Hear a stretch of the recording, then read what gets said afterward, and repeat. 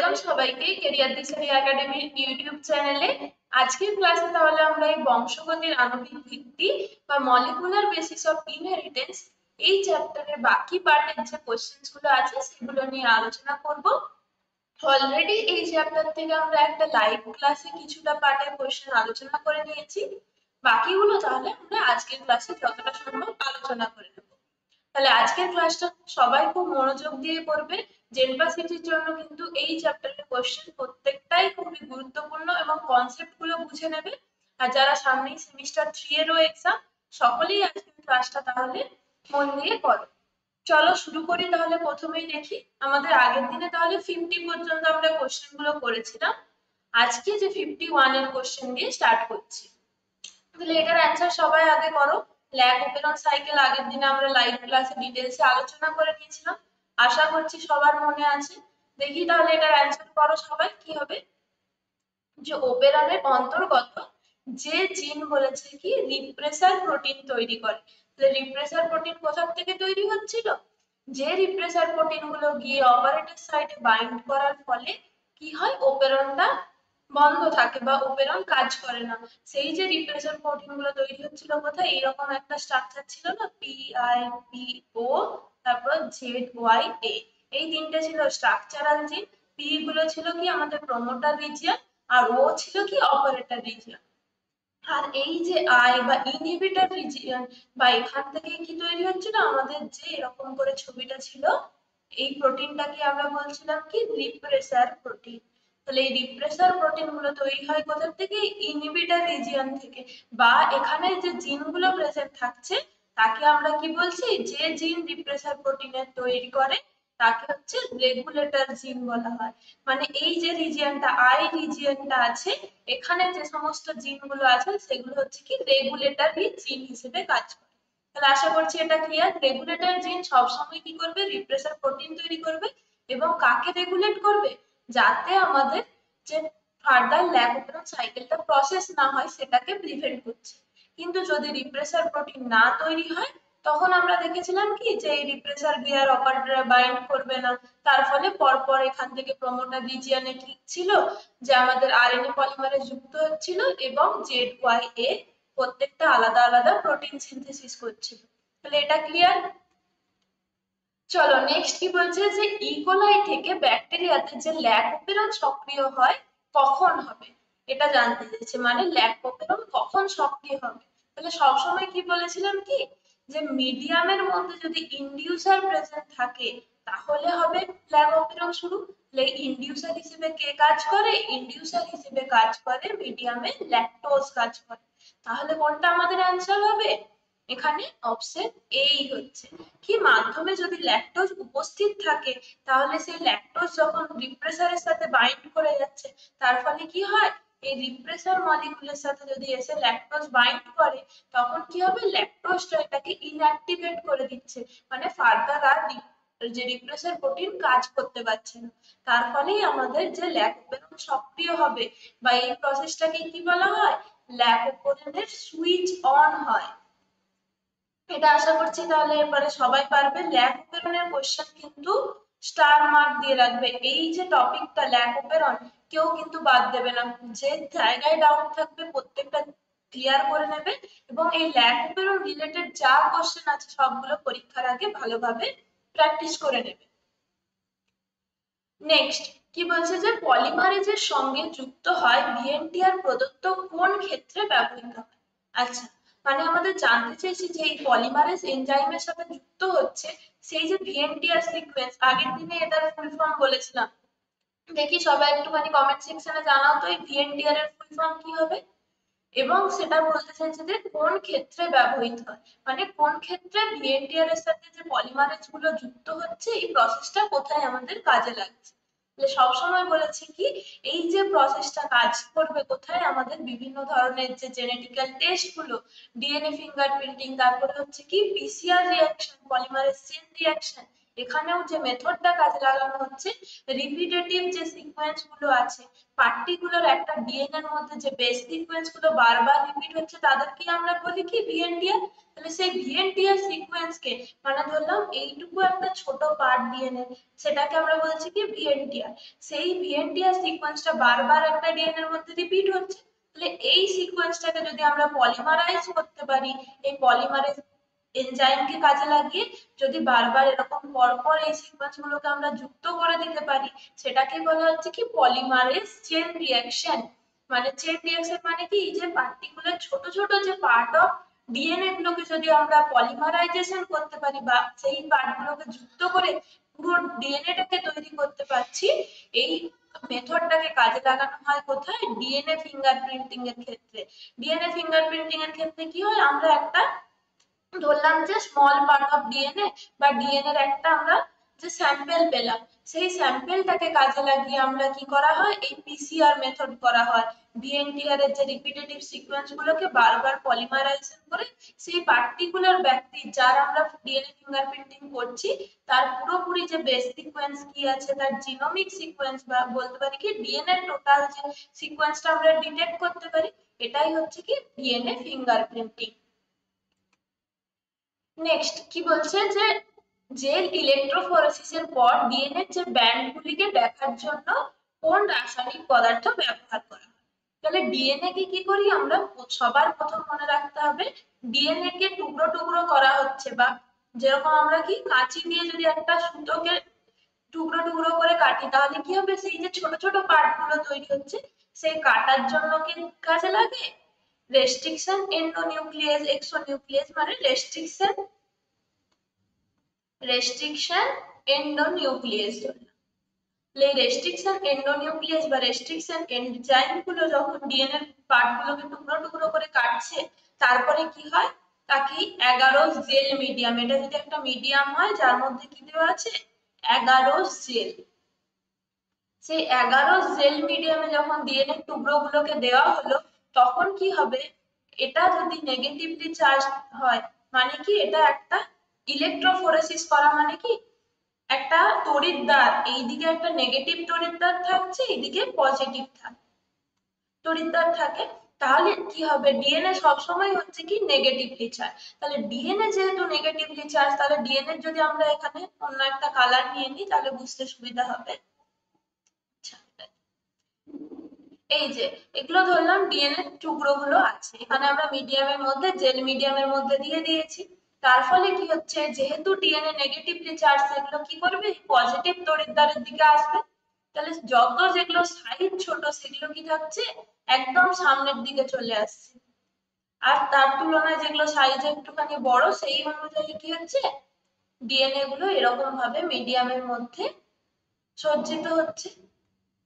তার ফলে কি দেখা যাবে, এরপরে আমরা কি করব, এখানে এগুলো তো হচ্ছে কি ডিএনএ কোনো কালার নেই, অদৃশ্য কালার, বা আমরা বলতে পারি কি কালারলেস। তাহলে এগুলোকে তো আমরা এরকম ভাবে যে ভিজিবল, আমরা যেরকম এরকম ভাবে এঁকেছি সেরকম তো ডিএনএ ভিজিবল হবে না। তাহলে এই ইলেকট্রোফোরেসিসের মধ্যে যখন আমরা সেটাকে ভিজিবল করতে চাই ডিএনএ গুলোকে, তখন এই ধরনের একটা রাসায়নিক পদার্থকে ব্যবহার করতে হয়। তাহলে সেই রাসায়নিক পদার্থটা কি, ইথিডিয়াম ব্রোমাইড। তাহলে কি হবে, যখন এরকম 11 সেল মিডিয়ামে ডিএনএ গুলো এরকম ভাবে আলাদা আলাদা হয়ে গেল ডিএনএ টুকরো গুলো, তখন কি হবে এই মিডিয়ামের মধ্যে যদি আমরা এই রঞ্জক পদার্থটা দিই, ইথিয়াম ব্রোমাইড দেওয়া হলে এই ডিএনএ টুকরো গুলো কি কালার নেবে, ডিএনএ টুকরো গুলো তখন অরেঞ্জ কালার নেবে, এটা তখন অরেঞ্জ কালার হয়ে যাবে, কমলা বর্ণ, উজ্জ্বল কমলা বর্ণ দিচ্ছে। তাহলে ইথিলিয়াম ব্রোমাইড দিয়ে যদি বলা হয় যে ডিএনএ খন্ডককে রঞ্জিত করা হয়, তাহলে তার কালার কি হবে, সবসময় মনে রাখবে সেটা হচ্ছে উজ্জ্বল কমলা বর্ণের বা অরেঞ্জ কালার নেবে। এটা হলো। নেক্সট কি বলছে, ডিএনএ এর বহুরূপতার উপর ভিত্তি করে কোনটি করা হয়। তাহলে ডিএনএ এর বহুরূপতা মানে বলতে চাইছে কি, যে ডিএনএ যে টোটাল আমরা সিকোয়েন্স বলছি, ডিএনএ এর মধ্যে কি আছে, যে বেস পেয়ার গুলো আছে, সেগুলো কি হতে পারে, যে কিছু কিছু ডিএনএ যার স্মল বেস পেয়ার হতে পারে, নাম্বার অফ বেস পেয়ারে ডিফারেন্ট হতে পারে। এই যে বহুরূপতা, এটাকে ভালো ভাষায় কি বলা হয়, কি ডিএনএ এর পলিমরফিজম। এই জিনিসটা মনে রাখবে, অনেক ক্ষেত্রে কোশ্চেন এরকম বহুরূপতা না বলে ডিরেক্টলি পলিমরফিজম বলে দেয়। পলিমরফিজম মানে কি, ডিএনএ এর যে টোটাল বেস সিকোয়েন্স সেটা হতে পারে কোনোটাতে হচ্ছে 100টা বেস পেয়ার আছে, হতে পারে কোনোটাতে যে 700টা বেস পেয়ার আছে, হতেই পারে, এরকম ডিফারেন্স আসছে। তার সাথে সাথে হচ্ছে কি ডিএনএ এর মধ্যে যে রিপিটেটিভ সিকোয়েন্স, এগুলো আমরা বলছি কি ভিএনটিআর।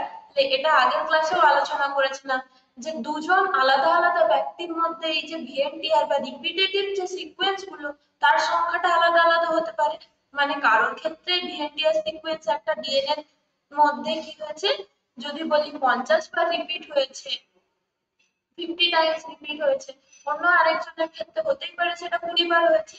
ডিএনএ এর এই ধরনের যে ভিন্ন ভিন্ন স্ট্রাকচার বলতে পারি, ভিন্ন ভিন্ন যে বেস পেয়ারের সংখ্যা, সেই ঘটনাটাকে বলি কি আমরা ডিএনএ পলিমরফিজম। তাহলে এই পলিমরফিজম থাকার জন্য আমাদের কিসের সুবিধা হয়, যে একটা পার্টিকুলার ব্যক্তিকে আমরা যদি বলি বিভিন্ন ধরনের যে ক্রিমিনাল কেসগুলোর ক্ষেত্রে যদি তাকে দোষী বা খুনি শনাক্তকরণ, এই সমস্ত ক্ষেত্রে আমরা কি করি ডিএনএ ফিঙ্গারপ্রিন্টিং করি, তাহলে সেখানেও কি কাজে লাগবে আমাদের এই যে ভিএনটিআর সিকোয়েন্সটা একটা ব্যক্তির ক্ষেত্রে তার যে ভিএনটিআর সিকোয়েন্স অন্য ব্যক্তির সাথে আলাদা হবে, তাহলে ইজিলি আমরা ডিএনএ ফিঙ্গারপ্রিন্টিং কে এই মেথডের মাধ্যমে কাজে লাগাতে পারি। আর কি হচ্ছে জেনেটিক ম্যাপিং এর ক্ষেত্রেও লাগবে। জেনেটিক ম্যাপিং মানে কি, যে একজন ব্যক্তির টোটাল যে যত সমস্ত আমাদের যে জিন সিকোয়েন্স আছে, যত ডিএনএ আছে তার মধ্যে যা যা জিন আছে সেগুলোকে আমরা ম্যাপিং করছি, মানে কি তার সংখ্যা, তার লোকাজ মানে কোথায় অবস্থান করছে, এই সমস্ত জিনিসগুলো আমরা জানতে পারি কার মাধ্যমে, জেনেটিক ম্যাপিং। তাহলে ডিএনএ এর বহুরূপতার উপর ভিত্তি করে প্রত্যেক ব্যক্তির ক্ষেত্রে যে ডিএনএ ফিঙ্গারপ্রিন্টিং এর যেমন আলাদা আলাদা রেজাল্ট পাবো, জেনেটিক ম্যাপিং করলেও কি কিছু ডিফারেন্স থাকবে। যদি বলা হয় যে একদম 0.1% হলেও দুটো ব্যক্তির মধ্যে তাদের যে ডিএনএ এর মধ্যে কিছু না কিছু অমিল থাকবে, তাহলে এটা হলো অপশন কি এ। অপশন এ, এটা খুব ইম্পর্টেন্ট কোশ্চেন, একটা স্টার মার্ক দিয়ে রাখবে সব। নেক্সট কি বলছে, কোনো একটি ব্যাকটেরিয়া যদি জিনগত বস্তু ব্যাকটেরিওফাজের মাধ্যমে অন্য ব্যাকটেরিয়াতে স্থানান্তর হয় তাকে কি বলা হয়। তাহলে ব্যাকটেরিয়ার ক্ষেত্রে আমরা দেখি যে ব্যাকটেরিয়াকে আক্রান্ত করে এরকম ভাইরাস হচ্ছে কি এই যে ব্যাকটেরিওফাজ ভাইরাস যেটাকে বলছি। তাহলে একটা পার্টিকুলার কোনো ব্যাকটেরিয়াকে যদি কোনো সেই ভাইরাসটা আক্রান্ত করলো, তখন কি করে তার যে ডিএনএ আছে, ব্যাকটেরিয়ার যে ডিএনএ আছে, সেই ডিএনএ বা ব্যাকটেরিয়ার যে জিনগত বস্তু আছে সেটা কি হচ্ছে এই ব্যাকটেরিওফাজের মধ্যে দিয়ে অপর একটি ব্যাকটেরিয়াতে যখন সে আক্রান্ত করবে তখন তার মাধ্যমে যাচ্ছে। মানে কি সিমিলার মনে রাখবে যে মাছির মাধ্যমে বা মশার মাধ্যমে, ভালো একটা এক্সাম্পল মনে রাখবে কি যে মশার মাধ্যমে যখন ডেঙ্গু বা ম্যালেরিয়া এই ধরনের রোগগুলো ছড়ায়, কি হয় একজন আক্রান্ত ব্যক্তিকে সেই মশাটা কামড়ালো, দিয়ে সেখান থেকে সেই মশাটা যদি আবার অন্য একজন ব্যক্তিকে, সুস্থ ব্যক্তিকে গিয়ে কামড়ায়, তার ক্ষেত্রে কি হয় সেই ম্যালেরিয়া বা ডেঙ্গুর জীবাণুটা পরিবাহিত হয়। সেম ভাবে একটা ব্যাকটেরিয়া থেকে এই ব্যাকটেরিওফাজের মাধ্যমে যখন অন্য ব্যাকটেরিয়াতে এই ধরনের জিনগত বস্তু ডিরেক্ট হচ্ছে কি তার যে ব্যাকটেরিয়াল ডিএনএটা ট্রান্সফার হতে পারে, এই মেথডটা হচ্ছে কি ট্রান্সডাকশন মেথড। ট্রান্সডাকশন মেথডটা সবসময় শুধুমাত্র আমরা ব্যাকটেরিয়ার ক্ষেত্রে মেনলি দেখতে পাই। তাহলে এর ক্ষেত্রে কি হয়, যখনই একটা ব্যাকটেরিয়াকে ফাজ ভাইরাস আক্রান্ত করছে তার যে ডিএনএ এর পার্টটা সেটা কি হয় ভাইরাসের মধ্যে পরিবাহিত হয়। আবার সেই ভাইরাসটা যখন আরেকটা ব্যাকটেরিয়াকে যে আক্রান্ত করছে সেই ডিএনএ এর মধ্যে সেই যে ব্যাকটেরিয়ার অপর যে ব্যাকটেরিয়ার মধ্যে সেই আগের ব্যাকটেরিয়ার ডিএনএটা কি হবে পরিবাহিত হবে। এই যে প্রসেস তাকে বলবো কি আমরা ট্রান্সডাকশন মেথড।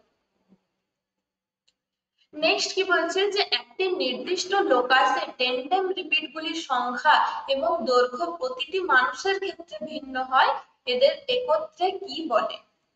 যেটা এতক্ষণ বললাম যে প্রত্যেক মানুষের ক্ষেত্রে এই যে টেন্ডেম রিপিটের সংখ্যা একদম যদি বলি 0.1% হলেও তার চেঞ্জ থাকবে, তাহলে এদেরকে একত্রে কি বলা হচ্ছে, এই যে টেন্ডেম রিপিট গুলিকে একত্রে আমরা কি বলি variable number of tandem repeat, সেটা ফুল ফর্ম কি হবে অপশন এ ভিএনটিআর সিকোয়েন্স। অপশন কি হচ্ছে এ।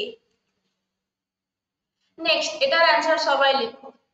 এটা হচ্ছে কি আমাদের যে হার্সে এবং চেজের পরীক্ষা, যেখানে কি প্রমাণ করেছিল যে ডিএনএ হচ্ছে আমাদের জিনগত বস্তু হিসেবে কাজ করে, তার যে প্রমাণ করেছিল সেই পরীক্ষাটাই হচ্ছে আমাদের বিজ্ঞানী হার্সে এবং চেজের পরীক্ষা। তাহলে সেখানে যে দুটো আমাদের মলিকিউলকে কাজে লাগিয়েছিল, একটা হচ্ছে S35 আর একটা হচ্ছে P32। তাহলে কোনটিকে S35 কার সাথে ডিনোট করা হচ্ছে এবং P32 দ্বারা কাকে ডিনোট করা হচ্ছে সেটা এখানে জানতে চেয়েছি। এটার অ্যান্সার সবাই লেখো আগে দেখি, তারপরে বলছি। S35 ভালোভাবে এটার একটা শর্ট ট্রিক্স বুঝিয়ে দেবো যাতে কখনো ভুলবে না, কি করে মনে রাখবে এটা। S35 মানে কি, এখানে আছে সালফার। তাহলে সালফার কোথায় থাকতে পারে? ডিএনএ তে সালফার থাকতে পারে, আরএনএ তে সালফার থাকতে পারে, না প্রোটিনে সালফার থাকতে পারে। ইজিলি এটাকে কি করে মনে রাখবে হার্সিসের পরীক্ষাতে? এই যে সালফার কাজে লাগাচ্ছে S35, তার মানে কি এখানের মধ্যে সালফার প্রেজেন্ট আছে। সালফার আমাদের ডিএনএ তেও থাকে না, আরএনএ তেও থাকে না। সালফার কোথায় থাকে? কিছু কিছু অ্যামিনো অ্যাসিড আছে সেখানে থাকে, যেগুলো হচ্ছে আমাদের sulphur containing amino acid, methionine, cystine, এই সমস্ত গুলোতে।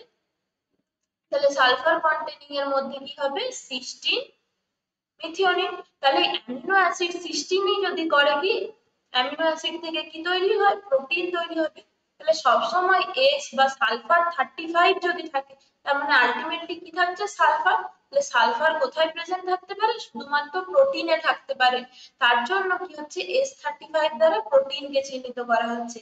আর কি এখানে ফসফরাস বলেছে P32। তাহলে ফসফরাস আমরা জানি কোথায় প্রেজেন্ট থাকে? ডিএনএ এর মধ্যে। ডিএনএ যে ব্যাকবোন তৈরি করছে বা ডিএনএ যে নিউক্লিওটাইড হচ্ছে, তার মধ্যে অবশ্যই কি থাকবে? একটা ফসফেট গ্রুপ থাকবে। তাহলে অবশ্যই যে P32 আমাদের কোথায় প্রেজেন্ট থাকবে? ডিএনএ এর মধ্যে। তাহলে ডিএনএ কে তারা ডিনোট করছে কি P32। অপশন তাহলে কোনটা হচ্ছে আমাদের? সি। তাহলে হার্সিসের পরীক্ষাটা আমরা একবার তাহলে আলোচনা করে নিই। এখানে কি হয়েছিল যে হার্সিচেসের পরীক্ষাতে প্রথমে তিনি যে এই যে সালফার কন্টেনিং প্রোটিনটাকে যদি একটা, আমরা যদি ধরি যে যদি জিনগত বস্তু প্রোটিন হতো তাহলে কি হতো? সেটা ট্রান্সফার হতো। কিন্তু কি দেখা গেছিল রেজাল্টে? যে যে প্রোটিনটা অর্গানিজমের বাইরেই থেকে যাচ্ছে, যে মানে কোষের ভেতরে প্রবেশ করছে না। তার মানে কি বোঝা গেল সেখান থেকে যে প্রোটিনটা কোনো জেনেটিক ম্যাটেরিয়াল নয়। যদি সে জেনেটিক ম্যাটেরিয়াল হতো তাহলে অবশ্যই কি হতো? সেই যে অর্গানিজমটার মধ্যে, যার মধ্যে আমরা এই পরীক্ষাটা করেছিলেন, তাহলে সেখানে কি হতো? তার নিউক্লিয়াসের মধ্যে অবশ্যই জেনেটিক বস্তু থাকবে। তাহলে সেই জিনগত বস্তুটা কোষের মধ্যে যেত। কিন্তু দেখা গেল কি এই যে সালফার কন্টেনিং প্রোটিন গুলো, প্রোটিনটা যেটাকে দিয়ে এই প্রোটিনের মধ্যে কি আছে? এই সালফারটাকে চার্জ করা ছিল। তাহলে সেই প্রোটিন গুলো কোষের বাইরেই থেকে যাচ্ছে। কিন্তু এই যে P32 দ্বারা যেগুলো চার্জ করা হয়েছিল সেই ডিএনএ গুলো কিন্তু সেই কোষের ভেতরে প্রবেশ করছে। তাহলে সেখান থেকে বোঝা গেল কি সেটাই হচ্ছে আমাদের জিনগত বস্তু। ডিএনএটাই প্রোটিন বা আরএনএ কিন্তু মেনলি যে আমাদের ডিএনএ জিনগত বস্তু হিসেবে এটাকে প্রমাণ করেছিল, প্রোটিন নয় ডিএনএ যে জিনগত বস্তু, এটার প্রমাণীকরণ পরীক্ষাটাই হচ্ছে কি হার্সে এবং চেসের পরীক্ষা। তাহলে এটা আশা করছি ক্লিয়ার। নেক্সট কি বলছে? একটি পেন্টোজ শর্করা, একটি ফসফেট গ্রুপ এবং একটি নাইট্রোজেন বেস দিয়ে যে ডিএনএ বা আরএনএ এর গঠনগত একক তৈরি হচ্ছে তাকে কি বলে? তাহলে এটা আশা করছি সবাই পারবে, এটা বলার কিছু নেই, বারবার বলা হয়েছে। এই যে তিনটে কম্পোনেন্ট দিয়ে তৈরি হয় কি আমাদের নিউক্লিওটাইড। আর যদি আমরা ফসফেট গ্রুপটাকে বাদ দিয়ে দিতাম তাহলে সেটা হতো কি নিউক্লিওসাইড।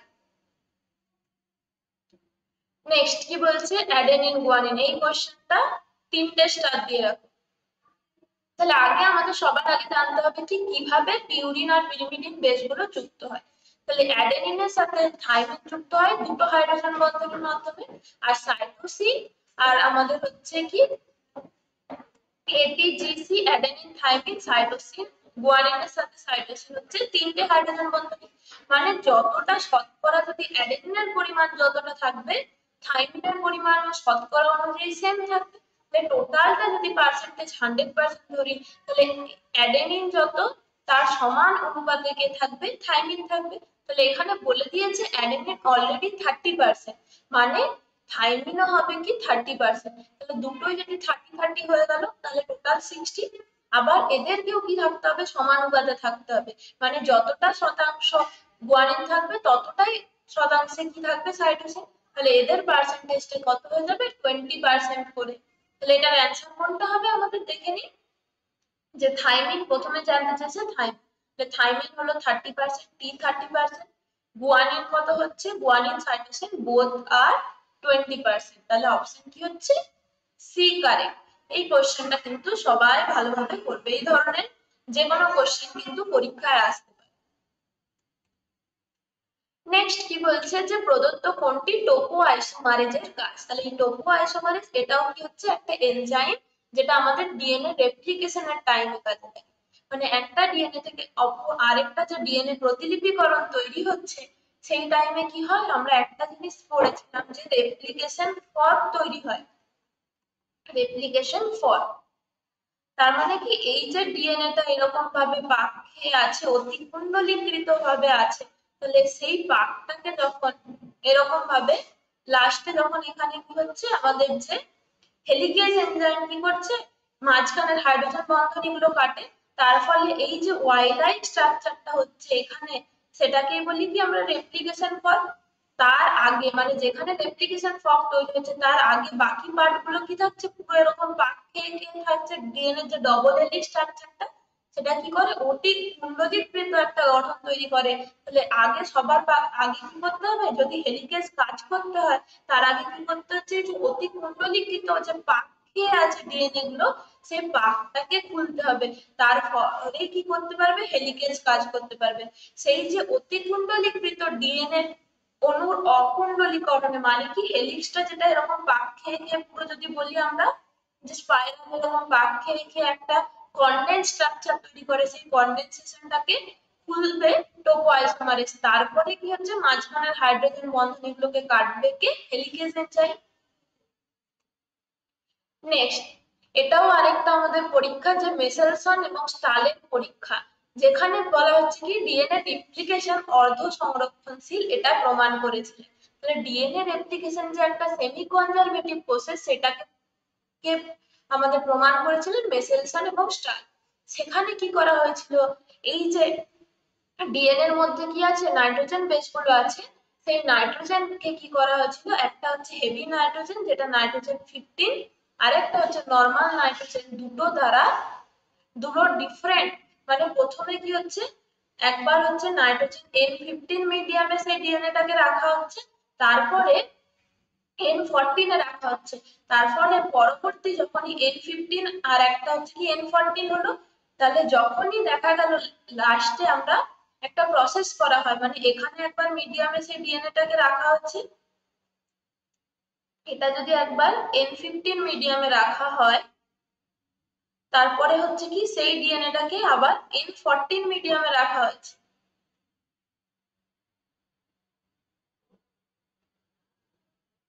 তখন কি হলো, পরবর্তীতে গিয়ে যখন আমরা নেক্সট জেনারেশনে গিয়ে বলতে পারি, বা নেক্সট স্টেপে গিয়ে যখন আমরা দেখছি যে এটাকে যখন সেন্ট্রিফিউজ করা হচ্ছে, মানে কি টোটাল যদি তাদের যে ঘনত্ব অনুযায়ী কি হবে, সেন্ট্রিফিউগেশন একটা প্রসেস আছে, সেই সেন্ট্রিফিউগেশন মেথডে সেটা ঘনত্ব অনুযায়ী, যেগুলোর ঘনত্বটা বেশি সেটা উপরের দিকে থাকছে, যেটা বেশি ভারী বলতে পারি, আর যেটা হচ্ছে কম ভারী সেটা নিচের দিকে থাকবে। তখন দেখা গেল যে পুরোপুরি ডিএনএ গুলো, প্রত্যেকটা ডিএনএ এরকম একটা মিডিল স্থানে, এটা যদি সেন্ট্রিফিউগেশন পুরো মেশিনটা হয়, তাহলে তার হচ্ছে কি একটা মিডিল লেভেলে এরকম ভাবে ডিএনএ গুলো থাকছে। তার মানে কি এখান থেকে বোঝা যাচ্ছে একটা মিক্সড হচ্ছে, মানে যে একটা বলতে পারি কি, একটা স্ট্যান্ডে থাকছে N15, একটা স্ট্যান্ডে থাকছে N14। এখান থেকে বোঝা গেল কি সেটা অর্ধ সংরক্ষণশীল, মানে একটা করে নতুন তৈরি হচ্ছে আর একটা পুরনো থেকে নিচ্ছে, এরকম ভাবে কি তৈরি হচ্ছে। এই পরে আবার যখন দেখা গেল কি যে এইরকম তিনটেই তৈরি হচ্ছে, মানে কিছু তৈরি হচ্ছে কমপ্লিটলি N15, কিছু তৈরি হচ্ছে মাঝখানে N14 N15 দুটোই, আর কিছু তৈরি হচ্ছে কি শুধুমাত্র N14। সরি, এইটার থেকে যদি তৈরি হয় তাহলে কিছু হচ্ছে N14 তৈরি হবে, কিছু হচ্ছে N15 তৈরি হবে। মানে কি, এই N15 যে স্ট্র্যান্ডটা আছে সেটার থেকে যেটা টেমপ্লেট স্ট্র্যান্ড হিসেবে কাজ করছে সেই ডিএনএ গুলো সিনথেসিস হবে, তখন সেটা N15 থাকছে। আর এই স্ট্র্যান্ডটা যেটা N14 স্ট্র্যান্ডটার থেকে যখন টেমপ্লেট স্ট্র্যান্ড হিসেবে কাজে লাগাচ্ছে তখন সেই ডিএনএ গুলো শুধুমাত্র N14 তৈরি হচ্ছে। এই যে প্রমাণ করেছিলেন এই পরীক্ষাটার দ্বারা যে এটা একটা সেমি কনজারভেটিভ প্রসেস। তাহলে অপশন কোনটা হচ্ছে? সি, নাইট্রোজেনের দুটো আইসোটোপ 14 আর 15 কে কাজে লাগিয়ে। নেক্সট কি বলছে যে ওকাজাকি খণ্ডকগুলি গঠন করে কি? তাহলে ওকাজাকি খণ্ডক কখন গঠন হয়? ডিএনএ রেপ্লিকেশনের টাইমে যে স্ট্র্যান্ডটাতে ওকাজাকি খণ্ডক তৈরি হয় তাকেই আমরা বলি কি ল্যাগিং তন্তু বা ল্যাগিং স্ট্র্যান্ড। অপশন কি হবে? ডি। নেক্সট এটার অ্যান্সার সবাই করো, প্যালিন্ড্রোমিক সিকোয়েন্স। প্যালিন্ড্রোমিক সিকোয়েন্স কাকে বলে? সামনের দিক থেকে যেমন দেখতে হবে পেছন দিক থেকেও সেম দেখতে হবে, তখন তাকে আমরা বলবো প্যালিন্ড্রোমস বা প্যালিন্ড্রোমিক সিকোয়েন্সেস। তাহলে কি হবে? যেটা এখানের মধ্যে সব অপশন গুলোতে দেখো যেটাতে 5 প্রাইম থেকে 3 প্রাইম এন্ডের দিকে যা আছে এই উল্টো স্ট্র্যান্ডে অপর স্ট্র্যান্ডেও 5 প্রাইম থেকে 3 প্রাইমে সেম আছে। এইরকম যেটা আছে তাদের ক্ষেত্রে কি বলবো? প্যালিন্ড্রমিক সিকোয়েন্স। তাহলে 5 প্রাইম টু 3 প্রাইম যদি বলা হয় কোনটা হচ্ছে এখানের মধ্যে অপশন? GAATTC। এদিক থেকে যদি দেখা হয় GATTC, তার মানে এটাই কি হবে? এটাই আমাদের অ্যান্সার। এইভাবেও মনে রাখতে পারো কি যে একটা স্ট্যান্ডের 5 প্রাইম থেকে 3 প্রাইমে যেটা হচ্ছে অপর স্ট্যান্ডেরও 5 প্রাইম থেকে 3 প্রাইমে সেম হবে, এভাবে মনে রাখতে পারো। বা কি মনে রাখবে যে একটা স্ট্যান্ডের 5 প্রাইম থেকে 3 প্রাইমে যেটা হবে অপর স্ট্যান্ডের 3 প্রাইম থেকে 5 প্রাইমের দিকে তার যে পরিপূরক বেশসজ্জা থাকবে, মানে এখানে জি আছে, এখানে কি আছে? সি আছে, এখানে এ আছে, এখানে টি আছে। এই দুটো ভাবে মনে রাখতে পারো। যদি মনে রাখো কি 5 প্রাইম থেকে 3 প্রাইম এন্ডের দিকে সেটা হবে, তাহলে অপর স্ট্যান্ডের 3 প্রাইম থেকে 5 প্রাইমে তার পরিপূরক বেশসজ্জা থাকবে। আমার মনে হয় তার থেকে এটা মনে রাখা ইজি, যে একটা স্ট্যান্ডে 5 প্রাইম থেকে 3 প্রাইমে যেটা থাকবে অপর স্ট্যান্ডেও তার যে অভিমুখটা 5 প্রাইম থেকে 3 প্রাইমে সেম সিকোয়েন্স থাকবে। মানে এই দিক থেকে একরকম করলাম, এই দিক থেকে তার উল্টোটা করতে হবে, এটা হলো প্যালিন্ড্রোমস। নেক্সট কি বলছে যে ডিএনএ টেমপ্লেটের মুক্ত 3 প্রান্তে পরিপূরক N2 বেসের সমন্বয়ে 5 থেকে 15টা নিউক্লিওটাইড যুক্ত যে আরএনএ খণ্ডক তৈরি হয় তাকে কি বলে? মানে কি, যখন ল্যাগিং স্ট্র্যান্ড গঠন হচ্ছে সেই ল্যাগিং স্ট্র্যান্ডের টাইমে যে ওকাজাকি খণ্ডকগুলো তৈরি হয় তখন কি হয় আমাদের যে ছোট ছোট কিছু কিছু নিউক্লিওটাইড 5টা থেকে যে 15টা নিউক্লিওটাইডের আরএনএ খণ্ডক সংশ্লেষিত হয় তাদেরকে কি বলা হয়? তাদেরকে বলা হয় আরএনএ প্রাইমার। এই আরএনএ প্রাইমার গুলোই কি হচ্ছে, ছোট ছোট একটা করে আরএনএ প্রাইমার যুক্ত হচ্ছে, একটু করে ডিএনএ সিনথেসিস হচ্ছে, সেই একটু করে ডিএনএ সিনথেসিস হওয়াটা যে টুকরো ডিএনএ গুলো তৈরি হচ্ছে তারা হচ্ছে ওকাজাকি খণ্ডক। আর যে ছোট ছোট নিউক্লিওটাইড গুলো আরএনএ খণ্ডক গুলো যুক্ত হয় তারা আরএনএ প্রাইমার। এই দুটোর মধ্যে কিন্তু ভুল করবে না। আরএনএ প্রাইমার হচ্ছে যখনই বলে দেবে এরকম আরএনএ খণ্ডক বলেই দিয়েছে তাহলে আমরা ইজিলি এটা। আর যদি আরএনএ খণ্ডক নাও বলতো, যদি শুধু বলতো যে ডিএনএ এর ল্যাগিং স্ট্র্যান্ডে বা ডিএনএ রেপ্লিকেশনের সময় যে 5টা থেকে 15টা নিউক্লিওটাইড যুক্ত বেশসজ্জা যুক্ত নিউক্লিওটাইড গুলো সংশ্লেষিত হয় তাদেরকে কি বলবো? RNA primer. নেক্সট কি বলছে যে কুণ্ডলীকৃত ডিএনএ পাক খুলে যাওয়ার পর ডিএনএ স্ট্র্যান্ড দুটিকে অনেকটি ওয়াই অক্ষরের মতো দেখতে লাগে, যেটা আগের বারে বললাম। এই ওয়াই আকৃতির যেটা তৈরি হচ্ছে সেটাই হচ্ছে কি রেপ্লিকেশন ফর্ক।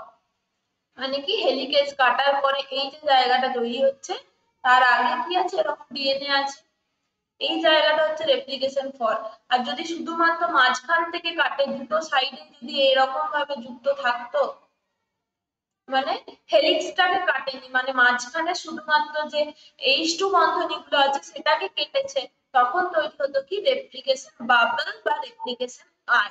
মানে এই যে এরকম স্ট্রাকচারটা একটা বেলুনের মতো খোলা স্ট্রাকচার হচ্ছে, তখন শুধু মাঝখান থেকে যদি এনজাইম হেলিকেজ এনজাইম কাজ করে শুধু মাঝখানে H2 বন্ধনীগুলোকে কাটে, তখন যেটা তৈরি হচ্ছে তাকে যা রেপ্লিকেশন আই সেটাই হচ্ছে রেপ্লিকেশন বাবল। আর এই যে অরিজিন অফ রেপ্লিকেশন ওআরআইসি বলছি, সেটা কি মনে রাখবে যে প্রোক্যারিওটসদের ক্ষেত্রে যে পার্টিকুলার রিজিয়ন থেকে আমাদের ডিএনএ রেপ্লিকেশন প্রসেসটা শুরু হয় তাকে বলা হয় কি অরিজিন অফ রেপ্লিকেশন। নেক্সট কি বলছে যে জিনের কার্যকরী অংশ যা একটি পলিপেপটাইড সংশ্লেষে সক্ষম। তাহলে একটা পলিপেপটাইড সংশ্লেষে সক্ষম মানে কি, যার মধ্যে পুরো যে আমাদের কোডন গুলো প্রেজেন্ট আছে। পুরো কোডন বলতে কি, একদম যদি আমরা বলি স্টার্ট কোডন থেকে শুরু করে স্টপ কোডন পর্যন্ত পুরোপুরি একটা পলিপেপটাইড চেইন সিনথেসিস করার জন্য যত সমস্ত কোডন গুলো লাগছে, প্রত্যেকটা জিনের মানে প্রত্যেকটা কোডন যে পার্টিকুলার জিনের পার্টের মধ্যে প্রেজেন্ট আছে তাকে বলছি কি আমরা সিস্ট্রন।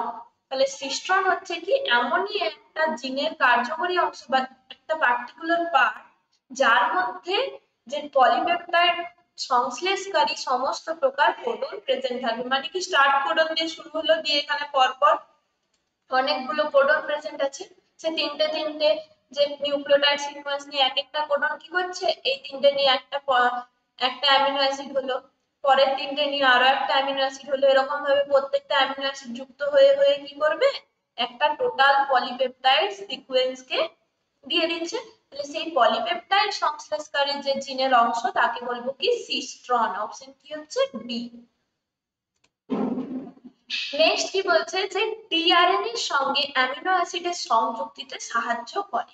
তাহলে ডিআরএনএ এর যে চার্জিং হচ্ছে এটা আগের দিনে একবার আলোচনা করেছিলাম। তাহলে অ্যামিনো অ্যাসিড পুল থেকে যখন টিআরএনএ এর যে 3 প্রাইম এন্ডটা থাকছে, ওপেন যে 3 প্রাইম এখানের মধ্যে সিসিএ সিকোয়েন্স থাকে, 3 প্রাইম সিসিএ, তারপরে এরকম স্ট্রাকচারটা যেটা টিআরএনএ স্ট্রাকচার, একটা ভেরিয়েবল আর্ম থাকে, তারপর হচ্ছে কি অ্যান্টিকোডন আর্ম থাকছে।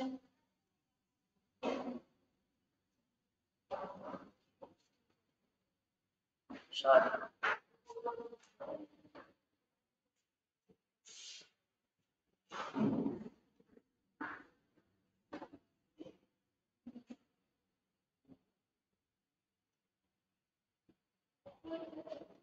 তাহলে এই প্রান্তটা হচ্ছে কি 5 প্রাইম, আর ওপেন যেটা 3 প্রাইম এন্ডটা থাকছে এখানে এসে কি হবে, এই জায়গাতে এসে অ্যামিনো অ্যাসিডটা যুক্ত হচ্ছে। তাহলে এই অ্যামিনো অ্যাসিডের সংযুক্তির টাইমে একটা রিঅ্যাকশন হয় যাকে বলা হয় কি টিআরএনএ চার্জিং। তাহলে সেই টিআরএনএ চার্জিং হচ্ছে সেই টাইমে কাজে লাগে কি অ্যামাইনো অ্যাসাইড টিআরএনএ সিনথেটেজ বলে একটা এনজাইম কাজে লাগে, যে কি করে একটা aside group amino aside group তৈরি হয়। এই অ্যামাইনো অ্যাসিড গ্রুপ তৈরির মাধ্যমে কি হয়, অ্যামিনো অ্যাসিডটা এই প্রান্তে এই যে 3 প্রাইম সিসিএ মুক্ত প্রান্ত আছে সেখানে যুক্ত হতে পারে। তাহলে এই রিঅ্যাকশনটা যে এখানে হচ্ছে, এই পুরো রিঅ্যাকশনটাকে বলা হয় কি অ্যামাইনো অ্যাসাইলেশন বা টিআরএনএ চার্জিং। আর যে এনজাইমটা কাজে লাগে তার নাম কি amino aside tRNA synthetase. Next কি বলছে যে ট্রান্সক্রিপশন পদ্ধতিতে আরএনএ পলিমারেজ দ্বারা ডিএনএ প্রমোটার অঞ্চলকে শনাক্ত করতে সাহায্য করে। তাহলে এই কোশ্চেনটা আমরা আগের ক্লাসে পড়েছি। তাহলে প্রথমে যেখানে আমাদের ট্রান্সক্রিপশন ইউনিট বলছিলাম কি ছিল, একটা প্রমোটার রিজিয়ন ছিল। তাহলে সেই প্রমোটার রিজিয়নে কে কাজ করছিল, আরএনএ পলিমারেজ, আর তার সাথে হচ্ছে সিগমা ফ্যাক্টর। তাহলে সবাই বলো তো, আরেকটা কোশ্চেন এখানে দিচ্ছি, আগের ক্লাসে আমরা অলরেডি আলোচনা করেছি কি যে যদি বলা হতো প্রমোটার না, যেখানটা হচ্ছে আমাদের টার্মিনেটর রিজিয়ন, সেই টার্মিনেটর রিজিয়ন এই প্রমোটারের জায়গায় যদি আমরা বলতাম টার্মিনেটর, তাহলে কি অ্যান্সার হতো? যদি বলা হতো যে আরএনএ পলিমারেজ দ্বারা ডিএনএ যে টার্মিনেটর অঞ্চলকে শনাক্তকরণে কে সাহায্য করে, তাহলে অ্যান্সার কি হতো? তখন অ্যান্সার কি হতো সবাই লেখো। একটা ইনিশিয়েশনের জন্য বললাম কি প্রমোটার রিজিয়নে সিগমা ফ্যাক্টর লাগবে, আর টার্মিনেটর রিজিয়নে সমাপ্তিকরণের জন্য কে লাগবে, রো ফ্যাক্টর। রো ফ্যাক্টর আর এইচ ও লিখতে পারো বা একদম চিহ্ন দিয়েও দেখাতে, রো ফ্যাক্টর।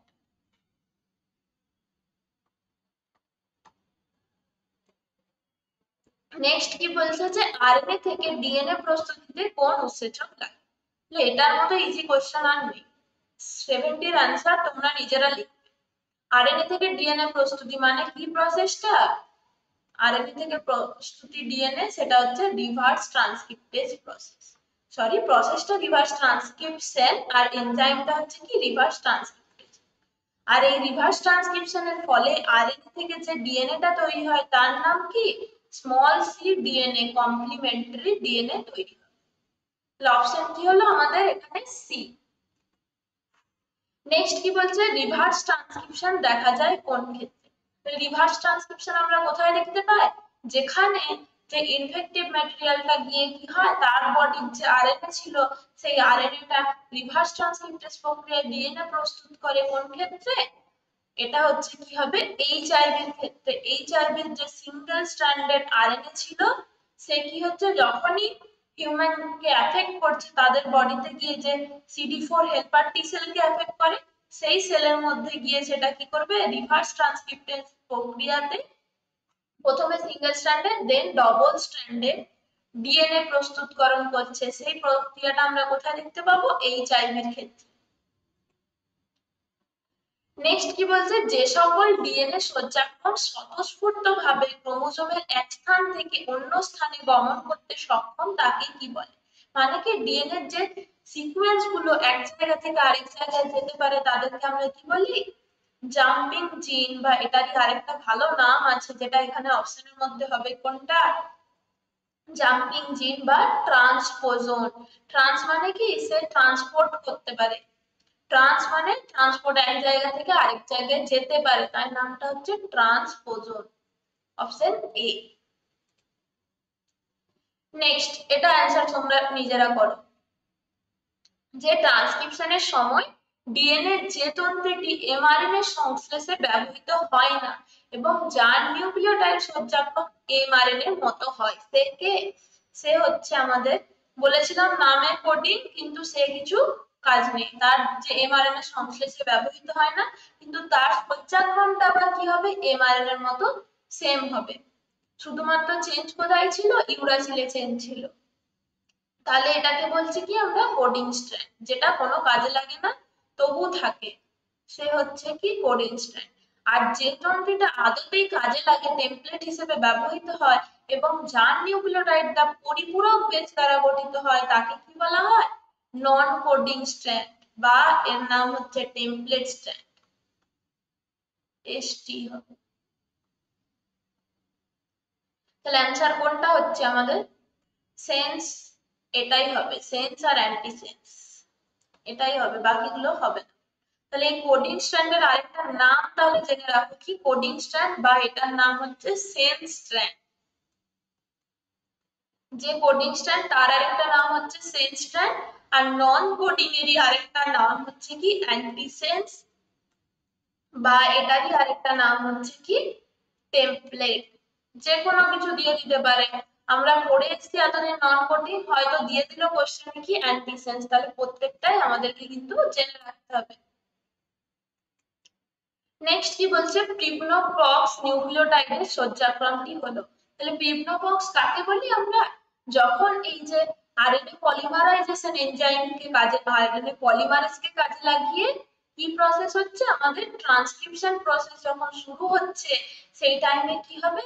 একটা পার্টিকুলার সিকোয়েন্স, যেটার যে নিউক্লিওটাইডের সজ্জাক্রমটা যদি থাকে, সেখান থেকে কি হচ্ছে? আমাদের ট্রান্সক্রিপশন প্রসেস শুরু হবে। মানে কি? সেই রিজিয়ন থেকে, যে প্রোমোটার থেকে টার্মিনেটর পর্যন্ত পুরো ট্রান্সক্রিপশন প্রসেসটা শুরু হবে কখন? যদি সেই সিকোয়েন্সের মধ্যে প্রিবনোবক্স নিউক্লিওটাইড সজ্জাক্রমটা পায়। তাহলে সেটা হচ্ছে কি? সবসময় মনে রাখবে কি? 5 প্রাইম টু 3 প্রাইম টাটা এটি, টাটা আর লাস্ট হচ্ছে অ্যাট বা এটি, টাটা এটি, এইভাবে মনে রাখবে। নেক্সট তাহলে আমরা যাই কোশ্চেনে 75। কি বলছে? যে সমস্ত ননসেন্স কোডনের প্রথম বেসটি হলো। তাহলে ননসেন্স কোডন কারা? ননসেন্স কোডন মানে হচ্ছে কি? যারা স্টপ কোডন। তাহলে স্টপ কোডন কে কে? ইউএএ, ইউএজি, আর একটা হচ্ছে কি? ইউজিএ। এই তিনটেই তো জানি আমরা স্টপ কোডন। তাহলে এই তিনটের ক্ষেত্রে কমন বলেছে কি? যে প্রথম বেসটি কি? তাহলে প্রথম বেসটা প্রত্যেকটার ক্ষেত্রে কি? ইউরাসিল। প্রথম বেসটা হচ্ছে কি? প্রত্যেকের ক্ষেত্রে ইউরাসিল। আর যদি বলতো কি এটার জায়গাতে যদি একটা কোশ্চেন দিত যে স্টার্ট কোডন যেটা আছে সেই স্টার্ট কোডনের প্রথম বেসটি কি, তাহলে কি হতো AUG মিথিওনিনের প্রথম বেসটা হতো কি অ্যাডেনিন। তাহলে এই দুটো কোশ্চেন মনে রাখবে যে স্টপ কোডনের প্রথম বেস হচ্ছে ইউরাসিল আর স্টার্ট কোডনের প্রথম বেস হচ্ছে কি অ্যাডেনিন। নেক্সট কি বলছে দুটি চার্জ টিআরএন এর মধ্যে কোন প্রকার বন্ধনী সৃষ্টি হয়। তাহলে দুটো যে চার্জ টিআরএন এ যখন এমআরএন এর সঙ্গে যুক্ত হচ্ছে, এমআরএন এর যে কোডিং যেগুলো বলছি কি আমরা কোডন গুলো প্রেজেন্ট আছে তার পরিপূরক তার পরিপূরক যে আমাদের অ্যান্টিকোডন আছে সেই অ্যান্টিকোডন যুক্ত টিআরএনএ গুলো কি হচ্ছে এমআরএন এর সঙ্গে এসে যুক্ত হবে। তাহলে সেই যে চার্জ টিআরএনএ যারা অ্যামিনো অ্যাসিড কে কালেক্ট করে নিয়ে আসছে পরপর দুটো অ্যামিনো অ্যাসিডের মধ্যে কি তৈরি হয় পেপটাইড বন্ধন তৈরি হয়। তাহলে সেই দুটো চার্জ টিআরএনএ মানে কি এটা ধরলাম একটা টিআরএনএ, এটা ধরলাম একটা টিআরএনএ, এখানের মধ্যে কি আছে এমআরএনএ, এখানে আছে রাইবোসোমের একটা বড় সাব ইউনিট একটা হচ্ছে স্মল সাব ইউনিট, এখানে কি হচ্ছে পরপর এরকম ভাবে টিআরএনএ গুলো এসে যুক্ত হবে। অন্যটা কালার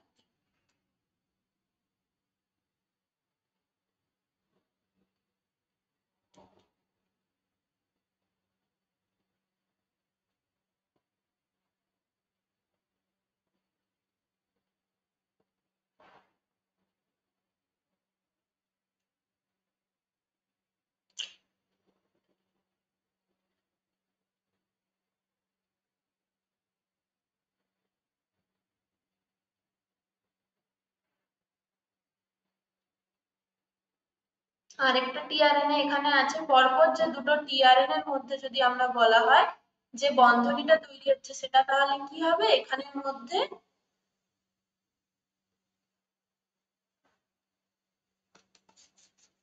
ছাড়ো বাদ দাও ছবি আঁকতে পারছি না আজকে আমার ছবি আঁকা একদম ভুলভাল হয়ে যাচ্ছে সব। তার মানে কি এখানের মধ্যে ধরলাম এটা একটা টিআরএনএ এটা একটা টিআরএনএ পরপর দুটো টিআরএনএ এখানের মধ্যে অ্যামিনো অ্যাসিড চার্জড হয়ে আছে, তাহলে সেই দুটো পরপর অ্যামিনো অ্যাসিডের মধ্যে কি যুক্ত হচ্ছে পেপটাইড বন্ধনী দ্বারা যুক্ত হচ্ছে। তাহলে দুটো পরপর চার্জ টিআরএনএ এর মধ্যেও কি বন্ধনী থাকছে পেপটাইড বন্ধনী দ্বারাই যুক্ত হবে, এটা মনে রাখবে। তাহলে দুটো যখনই হচ্ছে এই বন্ধনীটা তৈরি হয়ে গেল তখন কি হবে সামনের যে টিআরএনএটা সেটা রিলিজ হয়ে যাচ্ছে এক্সিট সাইড দিয়ে সে বাইরে বেরিয়ে যাবে। এরকম ভাবে আবার হচ্ছে কি পরের যে চার্জ টিআরএনএটা আসছে তার অ্যামিনো অ্যাসিডের সাথে এখানে পেপটাইড বন্ধনী তৈরি হবে। এরকম তাহলে পরপর একটা করে টিআরএনএ আসবে তাদের অ্যামিনো অ্যাসিডদের মধ্যে পেপটাইড বন্ধনী তৈরি হবে এবং তারপরে হচ্ছে কি সেটা এক্সিট সাইড দিয়ে শুধুমাত্র টিআরএনএটা বেরিয়ে যাচ্ছে আর অ্যামিনো অ্যাসিড গুলো এই বন্ধনীর মাধ্যমেই থেকে যাচ্ছে পলিপেপটাইড চেনের মধ্যে। এটা তাহলে আমাদের কমপ্লিট। নেক্সট কোশ্চেনে যাই। কি বলছে যে প্রদত্ত কোনটি ট্রান্সলেশন প্রক্রিয়ায় প্রারম্ভিক দশাকে বোঝায়। তাহলে ট্রান্সলেশন প্রক্রিয়া মানে কি যেখান থেকে আমাদের এমআরএনএ থেকে প্রোটিন সিনথেসিসটা শুরু হচ্ছে, তাহলে সেখানে প্রথম প্রারম্ভিক বা ইনিশিয়েশন ফেজে কে থাকবে অবশ্যই কি থাকতে হবে এমআরএনএ এর AUG কোডন থাকতে হবে। স্টার্ট কোডন প্রেজেন্ট থাকলেই সেখানে রাইবোসোম যুক্ত হবে এবং পরবর্তী যে ট্রান্সলেশন প্রক্রিয়া হবে। তাহলে অপশন কি হলো বি। নেক্সট এটা ইম্পর্টেন্ট কোশ্চেন স্টার দিয়ে রাখো। কি বলেছে 50টি অ্যামিনো অ্যাসিড, তাহলে 50টা অ্যামিনো অ্যাসিড মানে কি প্রত্যেকটা অ্যামিনো অ্যাসিডের জন্য তিনটে করে কোডন, তাহলে এক একটা অ্যামিনো অ্যাসিডের জন্য তিনটে কোডন না 50টা অ্যামিনো অ্যাসিড মানে 50টা কোডন আর 50টা কোডন মানে কি এক একটার জন্য তিনটে করে নিউক্লিওটাইড, তাহলে টোটাল নিউক্লিওটাইড কত হয়ে যাবে 150 নিউক্লিওটাইড। তো এটাই আমাদের জানতে চেয়েছে। দেখি কি বলেছে যে এর সংশ্লিষ্ট এমআরএনএ তে কতগুলি বেস উপস্থিত, তাহলে যতগুলো নিউক্লিওটাইড ততগুলোই হচ্ছে কি ততগুলোই নাইট্রোজেনাস বেস থাকছে সেখানের মধ্যে। তাহলে অপশন কি হবে 150 অপশন এ। নেক্সট কি বলছে আরএনএ কোন স্থানে অ্যামিনো অ্যাসিড গুলি যুক্ত হয়। তাহলে আরএনএ মানে বোঝাতে চেয়েছে কি টিআরএনএ কে ডিনোট করতে চেয়েছে। অ্যামিনো অ্যাসিড পুলের থেকে যে অ্যামিনো অ্যাসিড কে কালেক্ট করে কে টিআরএনএ, তাহলে অ্যামিনো অ্যাসিড যুক্ত হতে পারে শুধুমাত্র কার সাথে টিআরএনএ এর সাথে। তাহলে সেই প্রান্তটা কি হচ্ছে আমাদের যে 3 প্রাইমের আর মনে রাখতে হবে সেই 3 প্রাইম এন্ডের বেস সিকোয়েন্স হচ্ছে কি CCA। নেক্সট কি বলছে যে কোন কোন অ্যামিনো অ্যাসিড কেবলমাত্র একটি কোডন দ্বারা সূচিত হয়। একটি কোডন মানে কি, কিছু কিছু বলেছিলাম কি যে কিছু কিছু অ্যামিনো অ্যাসিড আছে যেগুলো একের বেশি একাধিক কোডন দ্বারা সূচিত হতে পারে বা ডিনোট হতে পারে, কিন্তু দুটোই অ্যামিনো অ্যাসিড আছে যারা কি হচ্ছে তাদের সিঙ্গেল কোডন প্রেজেন্ট আছে। তার মধ্যে একটাকে মিথিওনিন, একটা হচ্ছে মিথিওনিন যার কোডনটা হচ্ছে কি AUG কোডন, আরেকটা হচ্ছে কি ট্রিপ্টোফ্যান। এই ট্রিপ্টোফ্যানের কোডন হচ্ছে, ট্রিপ্টোফ্যানের জন্য UGG। UGG এই দুটোই হচ্ছে সিঙ্গেল অ্যামিনো অ্যাসিড যাদের একটা করে সিঙ্গেল যে কোডন দ্বারা তারা ডিনোটেড হয়। তাহলে অপশন কি হচ্ছে এ হবে। বাকি সমস্তগুলোর ক্ষেত্রে কারোর ক্ষেত্রে দুটো, কারোর ক্ষেত্রে তিনটে, চারটে, এরকম করে মানে চারটে কোডন একটা অ্যামিনো অ্যাসিডকে কোড করতে পারে এরকম আছে। কিন্তু এই যে দুটো সিঙ্গেল অ্যামিনো অ্যাসিড যারা এই ধরনের সিঙ্গেল, এই যে বলেছে একটি মাত্র কোডন দ্বারা সূচিত হতে পারে।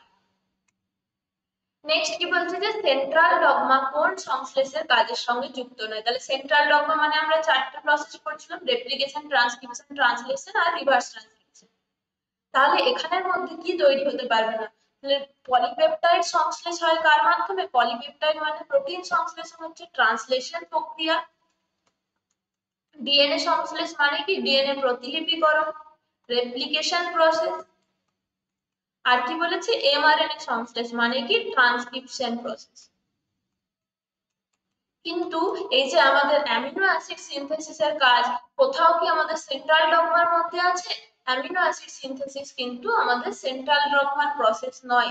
তাহলে এইখানের মধ্যে অ্যান্সার আমাদের এই হবে। অ্যামিনো অ্যাসিড কোথায় তৈরি হচ্ছে? অ্যামিনো অ্যাসিড যে বিভিন্ন এসেনশিয়াল অ্যামিনো অ্যাসিড, যেগুলো কিছু আমাদের নন এসেনশিয়াল গুলো আমাদের বডিতে নিজে তৈরি হতে পারছে, কিছু কিছু আমাদের ডায়েটারি সোর্স থেকে এসেনশিয়াল গুলো আসছে, এরকম ভাবে অ্যামিনো অ্যাসিড সিনথেসিস হয়। সেখানে কিন্তু এই ধরনের যে সেন্ট্রাল ডগমার কোনো প্রসেস নেই। Option A correct. নেক্সট কি বলছে যে জিনগত উপাদানের নিয়ন্ত্রক এককটিকে কি বলে। মানে কি জিনগত উপাদানগুলো পুরোপুরি যে একটা সিরিজ অফ ইভেন্ট বা বলতে পারি কি সিরিজ অফ একটা কন্ট্রোল আছে, তার মাধ্যমে কোন প্রসেসটা, সেটা হচ্ছে কি ওপেরন প্রসেস। এই ওপেরন যেমন ল্যাক ওপেরন যদি এটার একটা উদাহরণ বলি, তাহলে এই যে নিয়ন্ত্রক মানে কি উপাদানের নিয়ন্ত্রক হিসেবে কাজ করে, রেগুলেটর। টোটাল যে প্রসেসটা সিঙ্গেল সুইচ বলেছিলাম না, সিঙ্গেল সুইচের মাধ্যমে সুইচ অন হচ্ছে যখনই, তখনই ওপেরন, ওপেরনটা প্রসেস হওয়া মানে কি এই যে জিনগত উপাদানের নিয়ন্ত্রক। নিয়ন্ত্রক মানে কি রেগুলেটরি জিন থাকবে কিছু, যেটা পুরো প্রসেসটাকে রেগুলেট করতে পারে। সেই রেগুলেটরি জিন কার ক্ষেত্রে প্রেজেন্ট থাকে?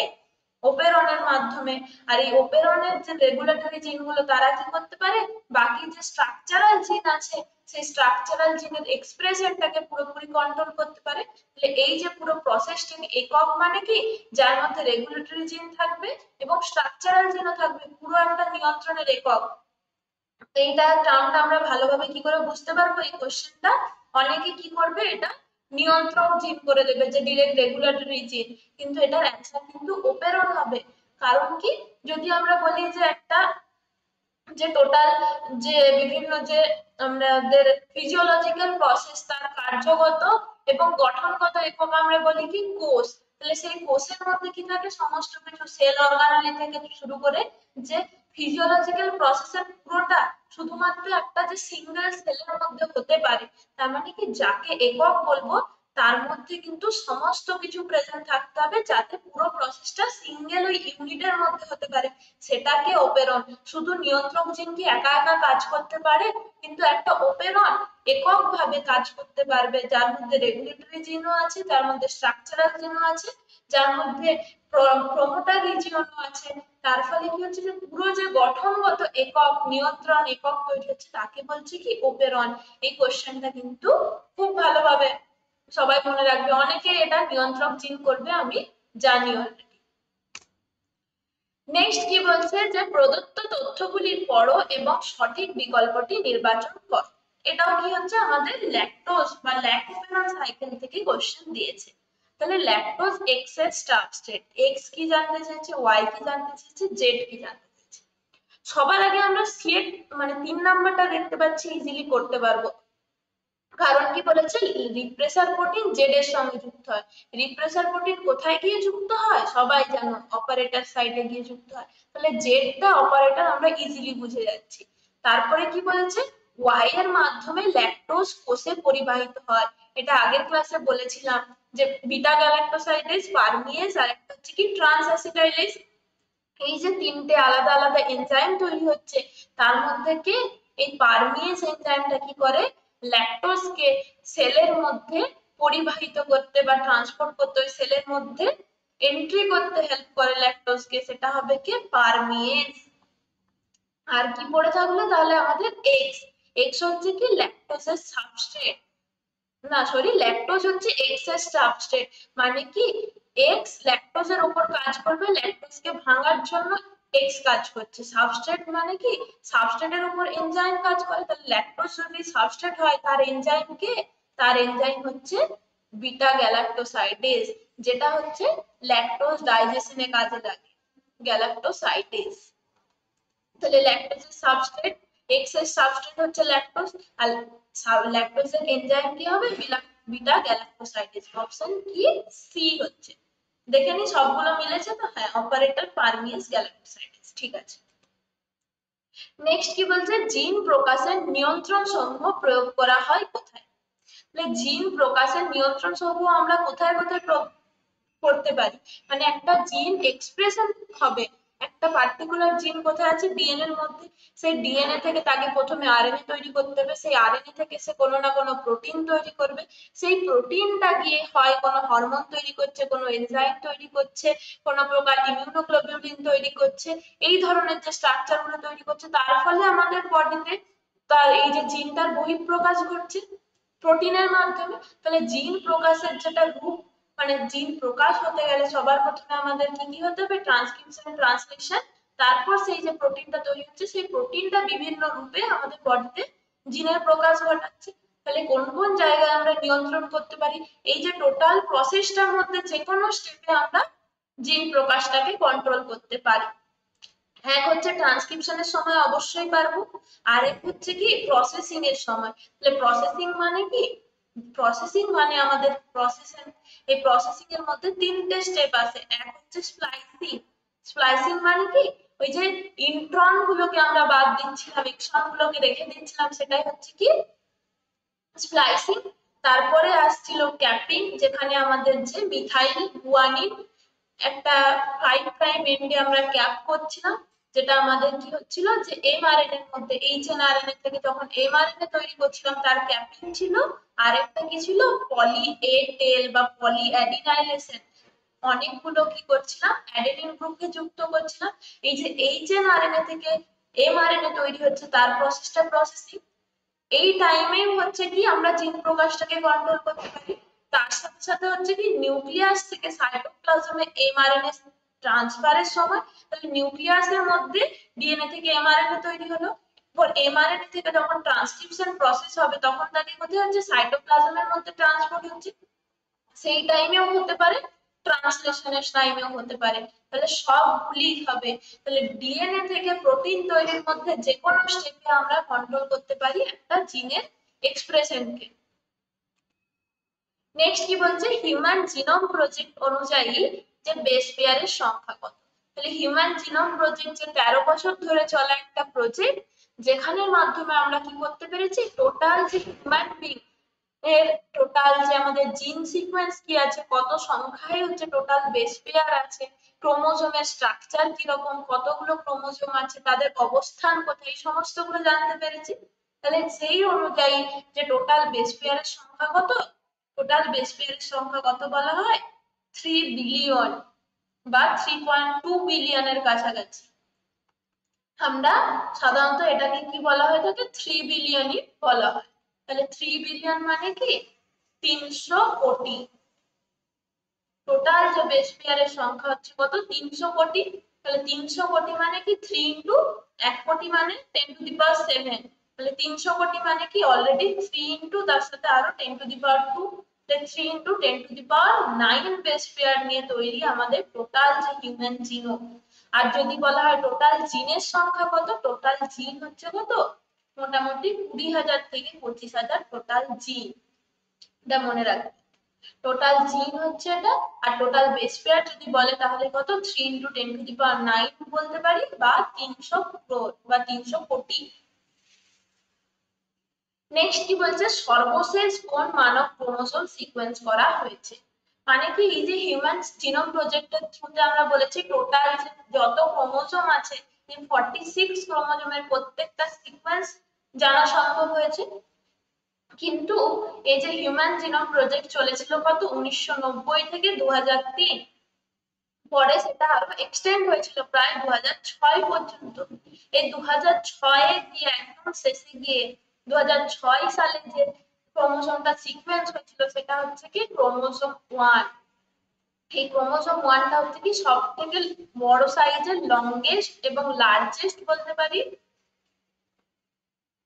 লার্জেস্ট। তার সাথে থেকে এর যে কমপ্লেক্স স্ট্রাকচার, ক্রোমোসোম 1 এর যেটা স্ট্রাকচার, তার যে গঠন, এটা জানতে সবার লাস্ট যত ক্রোমোসোম আছে 46 এর মধ্যে বাকি 45 ক্রোমোসোমের স্ট্রাকচার, তার যে সিকোয়েন্স, সমস্তটা জানা পসিবল হয়েছিল। কিন্তু একদম লাস্টে গিয়ে তার যে কমপ্লেক্স স্ট্রাকচার এবং একটা লার্জ সাইজের জন্য ক্রোমোসোম 1টা মনে রাখবে সবার শেষ যে ক্রোমোসোম সিকোয়েন্স হয়েছিল। নেক্সট কি বলছে, এক্সপ্রেস সিকোয়েন্স ট্যাগ বা ইএসটি বলতে কি বোঝায়। এক্সপ্রেস সিকোয়েন্স ট্যাগ এটা হচ্ছে কি, যখন এই যে কমপ্লিমেন্টারি ডিএনএ তৈরি হলো, রিভার্স ট্রান্সক্রিপ্টের প্রক্রিয়াতে কমপ্লিমেন্টারি ডিএনএ তৈরি হচ্ছে, তাহলে সেই কমপ্লিমেন্টারি ডিএনএ এর একটা পার্টিকুলার স্মল পার্ট, যেটা হবে কি, যেটা কোনো না কোনো এই যে আরএনএ হিসেবে প্রকাশিত জিন, তো এই সিডিএনএ এর মধ্যে কিছু স্মল পার্ট থাকবে যেটা হতে পারে কি আরএনএ হিসেবে কোনো একটা জিনকে এক্সপ্রেস করতে পারে, তাকে বলছি কি আমরা এক্সপ্রেস সিকোয়েন্স ট্যাগ। তাহলে সবসময় মনে রাখবে যে রিভার্স ট্রান্সক্রিপ্টেজ প্রক্রিয়ায় যে সিডিএনএ তৈরি হচ্ছে, কমপ্লিমেন্টারি ডিএনএ তৈরি হচ্ছে, তার একটা ছোট অংশ যা হতে পারে কি এই ধরনের এই যে আরএনএ হিসেবে অ্যাজ এ আরএনএ সেটা এক্সপ্রেসড হতে পারে, আরএনএ হিসেবে প্রকাশিত যে জিনের অংশটা তাকেই বলা হয় কি express sequence tag. Option A correct, EST. Next কি বলছে যে ডিএনএ ফিঙ্গারপ্রিন্টিং পদ্ধতিতে ভিএনডিআর এর সংকরায়নের পর অটো রেডিওগ্রাফির দ্বারা যে বিভিন্ন প্রকারের ব্যান্ডগুলি দেখা যায় কেন, কেন দেখা যাবে। আমরা বলেছি কি যে ভিএনডিআর সিকোয়েন্সের মধ্যে বিভিন্ন আকারের পাবো, রিপিটিটিভ সজ্জাক্রমটা বিভিন্ন সংখ্যায় থাকবে। তাহলে অটো রেডিওগ্রাফি মানে কি, যেরকম আমরা এক্স-রে করছি, এক্স-রে করে কি আমরা বডির যদি বলি হাড়, এগুলো কি আমরা বাইরে থেকে দেখতে পাচ্ছি না, এক্স-রে এর মাধ্যমে যেমন একটা বোন বা ইন্টারনাল অর্গানের যেরকম আমরা স্ট্রাকচার দেখতে পাচ্ছি, সেরকম সেম ভাবে খালি চোখে তো আমরা ডিএনএ দেখতে পাই না, তাহলে এই অটো রেডিওগ্রাফিটাও সেরকম একটা মেথড যার মাধ্যমে এই ডিএনএ সিকোয়েন্স গুলোকে আমরা দেখতে পাবো।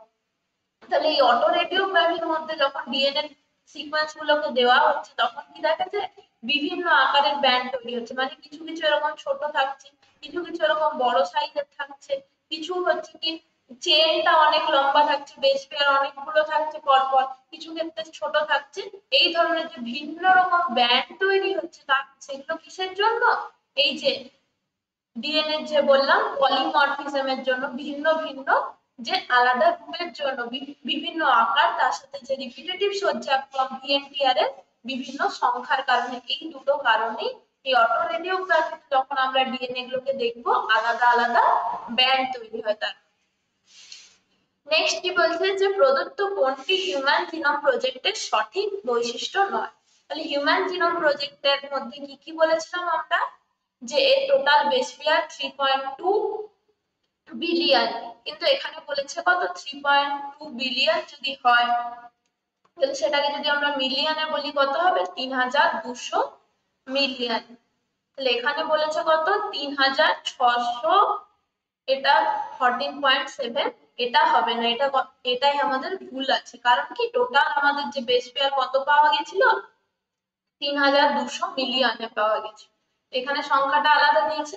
বাকিগুলো দেখে নিয়ে আমাদের কি বলছে যে 2% এরও কম জিনোম প্রোটিনকে নির্দেশ করে, এটা ঠিক আছে, কারণ কি এই যে টোটাল আমরা জিনোমটা পেয়েছি তার মধ্যে কি দেখা যায় যে 98%ই হচ্ছে আমাদের নন কোডিং সিকোয়েন্স প্রেজেন্ট আছে, মানে যেখান থেকে কোনো প্রকার প্রোটিন তৈরি হতে পারে না। শুধুমাত্র 2% সিকোয়েন্সই আছে যেগুলো কোডিং সিকোয়েন্স, যেখান থেকে সেগুলো প্রোটিন তৈরিকে নির্দেশ করতে পারে। তাহলে সেটা 2% এরও কম, 1.5% থেকে 2%। তাহলে অপশন বিটা আমাদের কারেক্ট আছে। বাকি বলেছে কি যে 50% এরও বেশি জিন আবিষ্কার করা গেছে, কিন্তু তাদের কাজ কি সেটা এখনো পর্যন্ত জানা যায়নি। এটাও ঠিক যে আমরা টোটাল এই যে 46টা ক্রোমোজোম বলছি, তার মধ্যে তো অসংখ্য জিন, 20,000 থেকে 25,000টা যে জিন পেয়েছি, তার 50% এর অধিক জিন যেগুলোর আমরা এখনো পর্যন্ত কোনো প্রকার তারা কিভাবে ফাংশন করে, তাদের কাজ কি, এগুলো জানতে পারিনি। আর কি বলেছে, সব থেকে বললাম কি কমপ্লেক্স স্ট্রাকচার হচ্ছে ক্রোমোসোম 1, আর লাস্টে গিয়ে যদি 46 ক্রোমোজোমের একদম হচ্ছে কি ওয়াই ক্রোমোসোম, যেটা হচ্ছে কি সাইজে সব থেকে স্মল সাইজে, এবং তার হচ্ছে সেই ওয়াই ক্রোমোসোমের মধ্যে উপস্থিত যে জিনের সংখ্যাও সব থেকে কম। এটাও ঠিক, কারণ কি ওয়াই ক্রোমোসোমে যে জিনগুলো থাকে শুধুমাত্র স্পেসিফিক কিছু যে মেল ক্যারেক্টারিস্টিক্স এর জন্য দায়ী জিন থাকে, যেগুলো হচ্ছে হোলান্ড্রিক জিন। তাহলে এই হোলান্ড্রিক জিনের সংখ্যা কিন্তু অনেক কম। নেক্সট কি বলছে যে জেল ইলেকট্রোফোরেসিসের সময় ইথিডিয়াম ব্রোমাইড দ্বারা রঞ্জিত ডিএনএ খণ্ডকগুলিকে ইউভি রশ্মিতে দেখলে খণ্ডকগুলি কেমন দেখায়। তাহলে এটা অলরেডি একটা কোশ্চেন আমরা পেয়েছিলাম না, যে ইথিডিয়াম ব্রোমাইড দ্বারা যদি দেখা হয় ডিএনএ খণ্ডগুলোকে রঞ্জিত করার পরে সেটাকে কি কোথায় দেখতে হবে, ইউভি রশ্মির আন্ডারে দেখতে হবে। ইউভি রশ্মির আন্ডারে যদি দেখি সেটা একটা উজ্জ্বল কমলা বর্ণ দেখাবে, উজ্জ্বল কমলা ব্যান্ডের। নেক্সট কি বলছে যে জেল ইলেকট্রোফোরেসিসের সময় ডিএনএ খণ্ডকগুলি 11 সেল মিডিয়ামে নির্দিষ্ট দূরত্ব অতিক্রম করার শর্ত হলো। তার মানে কি বললাম কি একদম বেশি দূরত্ব অতিক্রম করছে কি, যত পজিটিভ প্রান্তের দিকে আসছে সেগুলো সাইজ সব থেকে ছোট সাইজের গুলো সবার বেশি দূরত্ব অতিক্রম করবে, যেগুলো তুলনামূলকভাবে সাইজে বড় আছে সেগুলো কম দূরত্ব অতিক্রম করবে। তাহলে এখানে কোনটা হবে, যে এটা হচ্ছে ডিএনএ এর ছোট খণ্ডকগুলি বেশি দূরত্ব অতিক্রম করবে, আর বড় যেগুলো আছে তারা কি হবে, বেশি না, তারা হবে কি কম দূরত্ব অতিক্রম করবে। নেক্সট কি বলছে যে ডিএনএ ফিঙ্গারপ্রিন্টিং এর ক্ষেত্রে সম্পর্কিত কোন তথ্যগুলি সঠিক। তাহলে ডিএনএ ফিঙ্গারপ্রিন্টিং আমরা বললাম কি পিসিআর মেথডের মাধ্যমে করা হয়, তার সাথে সাথে হচ্ছে কি আরপিএলএফ, ভিএনটিআর সিকোয়েন্স, এই ভিএনটিআরটা পিসিআর এও কাজ লাগানো হয়, এই সমস্ত মেথড গুলো দেখা হচ্ছে। তাহলে এলাইজার উপর ভিত্তি করে কখনোই হয় না। তাহলে এলাইজা কোথায় কাজে লাগে, বিভিন্ন যে অ্যান্টিবডি অ্যান্টিজেন অ্যান্টিবডি রিঅ্যাকশনের মাধ্যমে যে সমস্ত টেস্ট গুলো করা হবে অ্যান্টিজেন অ্যান্টিবডির উপর ভিত্তি করে, সেখানে এলাইজা লাগবে। যেখানে আমরা পড়েছিলাম কি এইডস এর ক্ষেত্রে, এইডস এর যদি আমাদের এইচআইভি পরীক্ষা হচ্ছে কি এলাইজার মাধ্যমে করা হয়। তারপরে বলেছে কি ডিএনএ এই যে জেনেটিক সংক্রান্ত পরীক্ষা, সেটা অবশ্যই পিসিআর মেথড কাজে লাগবে। তার সাথে হচ্ছে কি ফরেনসিক বিশেষজ্ঞদের দ্বারা ব্যবহৃত হয়, বিভিন্ন যারা জেনেটিক্যাল ইঞ্জিনিয়ারিং থেকে শুরু করে ডিএনএ ফিঙ্গারপ্রিন্টিং মেইনলি ফরেনসিকরা কাজে লাগায়, তাছাড়াও হচ্ছে কি যারা জেনেটিক্যাল এক্সপার্ট আছে তারাও কাজে লাগাতে পারে। আর কি হচ্ছে কি সেটা পিতৃত্ব নির্ধারণের একটা পরীক্ষা অবশ্যই। তাহলে ডিএনএ ফিঙ্গারপ্রিন্টিং অবশ্যই ডিএনএ তে ম্যাচ থাকে, মাতৃত্ব পিতৃত্ব এই ধরনের, তার সাথে যদি বলা হয় কোনো প্রকার ক্রিমিনালকে নির্ধারণ করতে, সেই সমস্ত পরীক্ষাতে লাগবে। আর কি বলেছে ব্যক্তি বিশেষের ফিঙ্গারপ্রিন্টিং এর উপর নির্ভরশীল, ফিঙ্গারপ্রিন্টের উপর নির্ভরশীল কি, যদি একজনের ফিঙ্গারপ্রিন্ট অপরজনের ফিঙ্গারপ্রিন্টের সাথে, আমরা কি ওইভাবে বুঝতে পারবো। ওই ফিঙ্গারপ্রিন্ট থেকে আমরা কি নিই, যে ডিএনএ স্যাম্পলকে কালেক্ট করি, সেই ডিএনএ স্যাম্পলের থ্রুতে আমরা ফিঙ্গারপ্রিন্টিং করতে পারি, কখনোই ফিঙ্গারপ্রিন্টকে দেখে কারোর ডিএনএ ফিঙ্গারপ্রিন্টিং করা পসিবল নয়। তাহলে অপশন কি কি হচ্ছে 2, 3 আর 5, 2, 3, 5 অপশন বি। তাহলে সবসময় মনে রাখবে ডিএনএ ফিঙ্গারপ্রিন্ট, শুধুমাত্র ফিঙ্গারপ্রিন্ট থেকে আমরা কখনোই সেই ব্যক্তিকে নির্ধারণ করতে পারবো না, সেই ফিঙ্গারপ্রিন্ট দেখে কিছু করা পসিবল না। সেই ডিএনএ ওই ফিঙ্গারপ্রিন্ট থেকে আমাদেরকে ডিএনএ স্যাম্পল কালেক্ট করতে হবে, দিয়ে সেই স্যাম্পল এর উপর কি করতে হবে পিসিআর বা এই ধরনের আরপিএলএফ ভিএনটিআর মেথডকে কাজে লাগিয়ে সেটাকে পলিমারাইজেশন করে পুরো ডিএনএ সিকোয়েন্সটাকে যদি জানতে পারি তাহলেই পসিবল। নেক্সট কি বলছে যে আধুনিক বায়োটেকনোলজিতে জিন মধ্যস্থ কিছু নির্দিষ্ট সিকোয়েন্স যেগুলো ব্যবহার করা পাঠ করলে উভয় গ্রন্থিতে একই থাকে আছে। মানে কি বলতে দিচ্ছে, এই ধরনের সিকোয়েন্সকে বলা হয় যে 3' টু 5' এবং 5' টু 3' অভিমুখে সেম থাকছে। তাকে কি বললাম যে উভয় যুক্তিতে যদি আমরা পাঠ করি কিছু নির্দিষ্ট সিকোয়েন্স একই থাকছে তাদের অভিমুখটা, তাদেরকে কি বলবো, জিন মধ্যস্থ প্যালিন্ড্রোমিক সাইট। তো এই প্যালিন্ড্রোমিক সাইটে একটা জিনিস মনে রাখবে, এই যে যদি বলি আমরা 5' GAA এরকম যদি থাকে 3', আর এখানে কি ধরলাম যে 5' GAATTC, এটা আমরা বায়োটেকনোলজি চ্যাপ্টারে পড়েছিলাম, একবার আরেকবার মনে করে নিই কি ছিল, যে প্যালিন্ড্রোমিক সিকোয়েন্সের মধ্যে এই পার্টিকুলার এই সাইটে যখন দেখবে যে ডিএনএ এর মধ্যে এরকম একটা প্যালিন্ড্রোমিক সিকোয়েন্স আছে, তখন কি করে রেস্ট্রিকশন এন্ডোনিউক্লিয়াস এনজাইম গুলো কি করতে পারে, এই জায়গাতে কাট করতে পারে। পার্টিকুলার এরকম প্যালিন্ড্রোমিক সিকোয়েন্স পেলে সেখানে কি করবে, রেস্ট্রিকশন এনজাইম কাজ করবে। এই জি আর এর মাঝে যদি এখানে কাটে তাহলে অপর স্ট্র্যান্ড কি হবে, এরকম জি আর এর মাঝখানে কাটবে। তাহলে এটা আশা করছি বায়োটেকনোলজি চ্যাপ্টার থেকে তোমাদের মনে আছে। নেক্সট কি বলছে যে প্রথম জিন সিকোয়েন্স যুক্ত শস্য হলো। তাহলে প্রথম জিন সিকোয়েন্স যুক্ত শস্য যেটাই, সেটাই হচ্ছে কি আমাদের প্রথম, যদি বলি যে জেনেটিক্যাল ইঞ্জিনিয়ারিং কাজে লাগানো হয়েছিল কোন শস্য তৈরির ক্ষেত্রে, প্রথম যে বায়োটেকনোলজি কে কাজে লাগিয়ে যে সমস্ত আর্টিফিশিয়াল ভাবে আমরা যে, যেটাকে আমরা বলছি কি জেনেটিক্যাল ইঞ্জিনিয়ারিং কে কাজে লাগিয়ে যে শস্য, সেটা হচ্ছে কি তামাক, বিটি, টোবাকো, বা বলতে পারি কি এটা মেইনলি এই যে প্রথম জিন সিকোয়েন্স করা হয়েছিল সেই জিনটা কোন জিন, সেই জিনটা হচ্ছে কি এই টোবাকো বা তামাক গাছকে আক্রান্ত করে এরকম কিছু ভাইরাস আছে যেগুলো হচ্ছে কি টোবাকো মোজাইক ভাইরাস।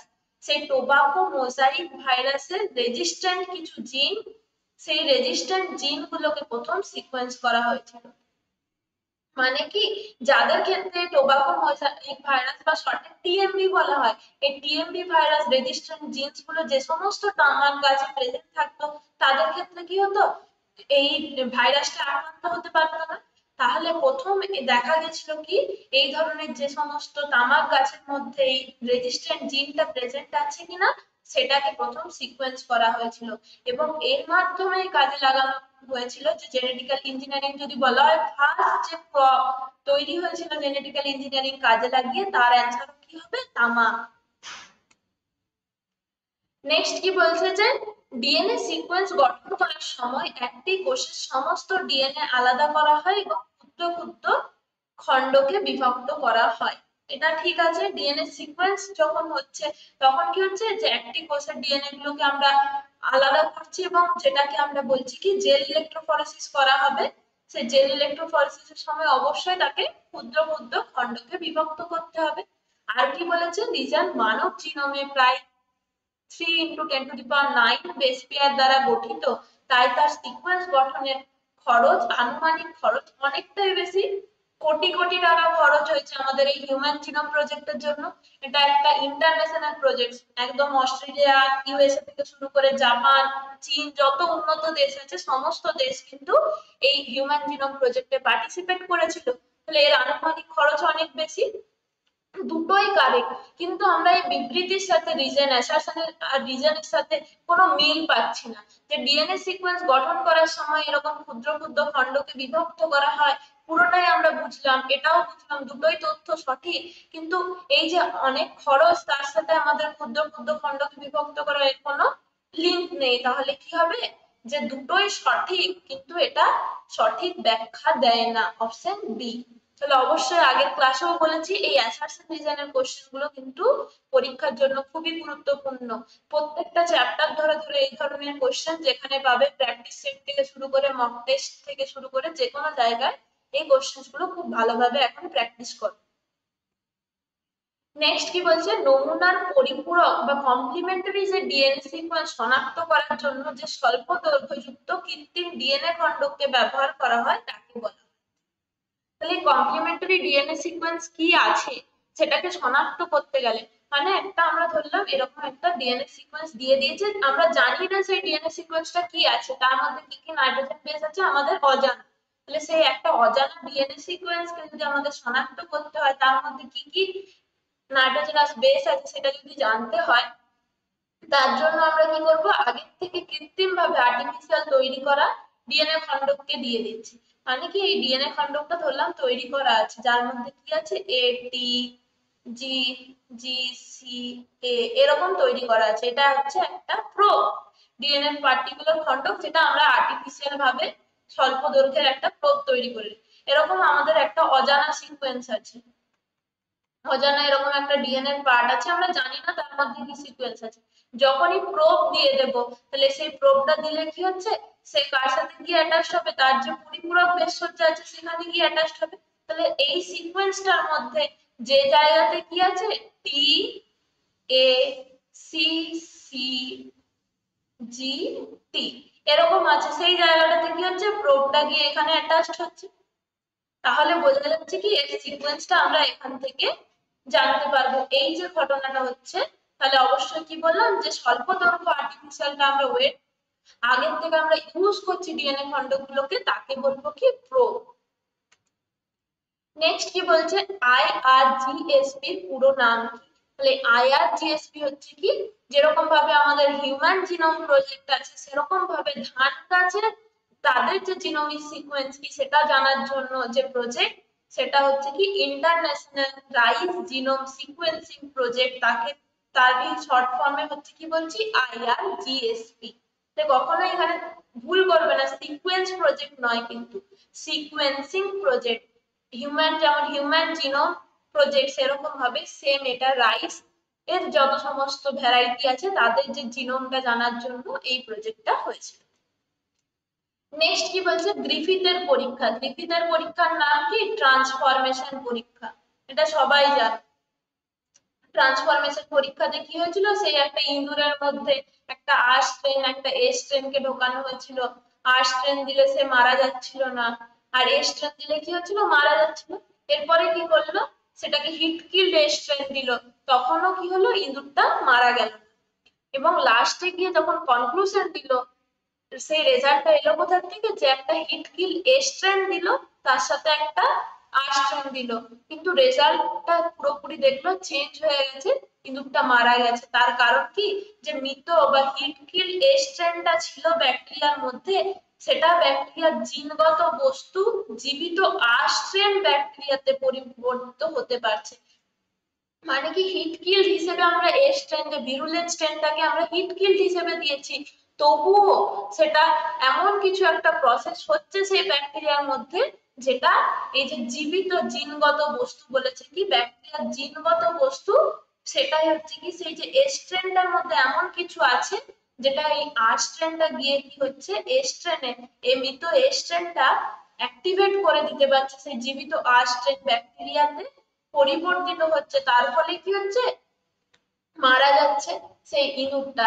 তার ফলে এই যে ট্রান্সফরমেশনের রেজাল্টটা দিয়েছিল, যে এমন কিছু একটা জেনেটিক ম্যাটেরিয়াল আছে যেটা ব্যাকটেরিয়ার বডিতে গিয়ে চেঞ্জ আনছে, কিন্তু তখনো পর্যন্ত যে ডিএনএ আরএনএ না প্রোটিন কি জেনেটিক ম্যাটেরিয়াল, সেটা গ্রিফিথের পরীক্ষা থেকে কিন্তু জানা যায় না। তাহলে এই যে পরীক্ষা, একটা আমরা বললাম গ্রিফিথের পরীক্ষা, একটা হচ্ছে মেসেলসন স্টালের পরীক্ষা, আরেকটা হচ্ছে আমাদের যেটা জিনগত বস্তু হিসেবে প্রমাণ করেছিল হার্সি চেসের পরীক্ষা। এই তিনটে কিন্তু এখান থেকে কোশ্চেন আসতে পারে, তাহলে সবাই এই তিনটে কনসেপ্টকে অবশ্যই বই থেকে গিয়ে রিভিশন করে নেবে। নেক্সট তাহলে আজকে আমরা 100 পর্যন্ত কোশ্চেন করবো, আর দুটো কোশ্চেন করে নেব। 99 এর কোশ্চেন কি বলছে, যে হার্সি চেসের পরীক্ষা আবার দিয়েছে যে S35P32 জেনেটিক বস্তু, সেটা অনুযায়ী কোন তথ্যটি বলেছে সঠিক নয়। আচ্ছা, অপত্য ভাইরাসের মধ্যে কি বলা হচ্ছে P32 পাওয়া গেছিল, S35 নয়, এটা ঠিক আছে।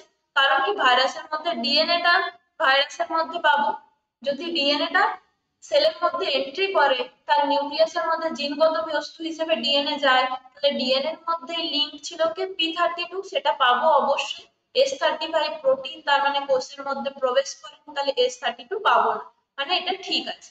নেক্সট কি বলছে, অপত্য ভাইরাসে P32 উপস্থিতি প্রমাণ করে কি, যে ডিএনএ মাতৃজনু থেকে অপত্য জনুতে সঞ্চারিত হয়েছে। তাহলে যেটা জেনেটিক ম্যাটেরিয়াল বা জিনগত বস্তু সেটাই কি হয়, এক জেনারেশন থেকে আরেক জেনারেশনে সঞ্চারিত হতে পারে। তাহলে যখনই অপত্য ভাইরাসের মধ্যে P32 পাওয়া গেল, তাহলে এটা রেজাল্টটা কি কনক্লুড করছে, যে ডিএনএ হচ্ছে জেনেটিক ম্যাটেরিয়াল। তারপরের অপশন কি বলছে, যে অপত্য ভাইরাসে S35 এর অনুপস্থিতি প্রমাণ করে যে প্রোটিন এক জনু থেকে পরবর্তী জনুতে সঞ্চারিত হয়নি। এটাও ঠিক আছে, যে প্রোটিন কখনোই যে এক জনু থেকে আরেক জনুতে যেতে পারে না। নেক্সট কি বলছে, যে প্রোটিন এবং ডিএনএ উভয়ই ব্যাকটেরিয়া থেকে ভাইরাসে প্রবেশ করে, এটাই ভুল আছে, এটাই ভুল। তাহলে এই যে পরীক্ষাটা, হার্সের পরীক্ষাটা কার মাধ্যমে করেছিল, ব্যাকটেরিওফাজের মাধ্যমে। যে ট্রান্সডাকশন প্রসেসে কি বললাম, ফাজ ভাইরাসের থ্রুতে একটা ব্যাকটেরিয়া থেকে আরেকটা ব্যাকটেরিয়াতে তার যে জেনেটিক ম্যাটেরিয়াল ডিএনএটা ট্রান্সফার হতে পারে। তাহলে এই ফাজ ভাইরাসের মাধ্যমে যখন পরীক্ষা করলো, তখন কি দেখা গেল, যেহেতু ডিএনএটা শুধুমাত্র এক জায়গা থেকে আরেক জায়গায় ট্রান্সপোর্ট হতে পারছে অ্যাজ এ জেনেটিক ম্যাটেরিয়াল, সেখানে আমরা P32টা সেলের মধ্যে পাচ্ছি, কিন্তু S35 যেহেতু প্রোটিনের মধ্যে আছে সেটা কোথাও প্রেজেন্ট থাকছে না, সেলের বাইরেই থেকে যাচ্ছে। নেক্সট কি বলছে, গ্রিফিথের পরীক্ষা, এটা লাস্ট, এটা সবাই তাহলে অ্যান্সার করো দেখি, এটার অ্যান্সার সবাই পাবে। কি হবে গ্রিফিথের পরীক্ষার রেজাল্ট, বললাম কি অপশন কোনটা হবে আমাদের, আর্স্ট্রেন যদি দিই, আর্স্ট্রেনটা বলে রাখবে কি নন ভিরুলেন্ট, মানে কোনো এটা যদি এফেক্ট নেই। যদি আমরা যেই ইঁদুরের মধ্যে প্রবেশ করানো হয়, এই আর্স্ট্রেন এস্ট্রেন বলছি প্রত্যেকটাই কি স্ট্রেপ্টোকক্কাস নিউমোনি, স্ট্রেপ্টোকক্কাস নিউমোনিয়া, অর্গানিজমটা হচ্ছে কি স্ট্রেপ্টোকক্কাস নিউমোনি।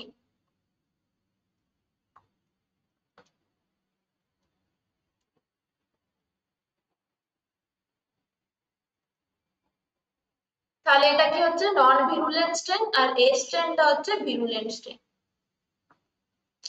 তাহলে জীবিত যদি আর্স্ট্রেন দিই, জীবিত আর্স্ট্রেন দিলে কি হবে, যেহেতু সেটা নন ভিরুলেন্ট কোনো এফেক্ট হবে না, মানে ইঁদুরটা জীবিত থাকবে। তাহলে এক হবে কি জীবিত, লাইভ। এ স্ট্রেন জীবিত হিসেবে দিয়েছি, মানে অবশ্যই তার যে ভিরুলেন্ট ফ্যাক্টরটা ইঁদুরের মধ্যে দেখাবে, স্ট্রেপ্টোকক্কাস নিউমোনিটা ইনফেক্ট করবে, তাহলে সে কি হবে, মারা যাবে, ডেড।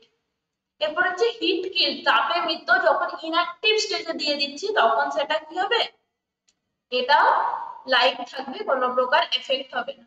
কিন্তু যখন একসাথে যে হিট কিল এস্ট্রেন তার সাথে জীবিত আস্ট্রেন দুটোকে একত্রে দেবো, তখন পুরোপুরি রেজাল্টটা চেঞ্জ হয়ে গিয়ে কি দেখা যাবে, সেটা মৃত হয়ে যাচ্ছে, ইঁদুরটা মারা যাচ্ছে।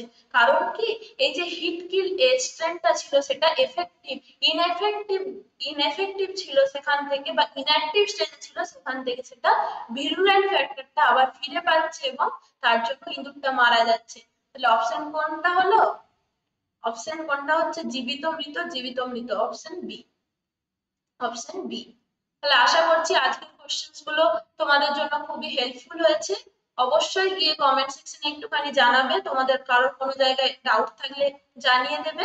আর তার সাথে সাথে সবাই খুব ভালোভাবে প্র্যাকটিস করতে থাকো, তোমাদের ফিডব্যাকের জন্য আমরা আরো বেশি ইমপ্রুভ করতে পারছি।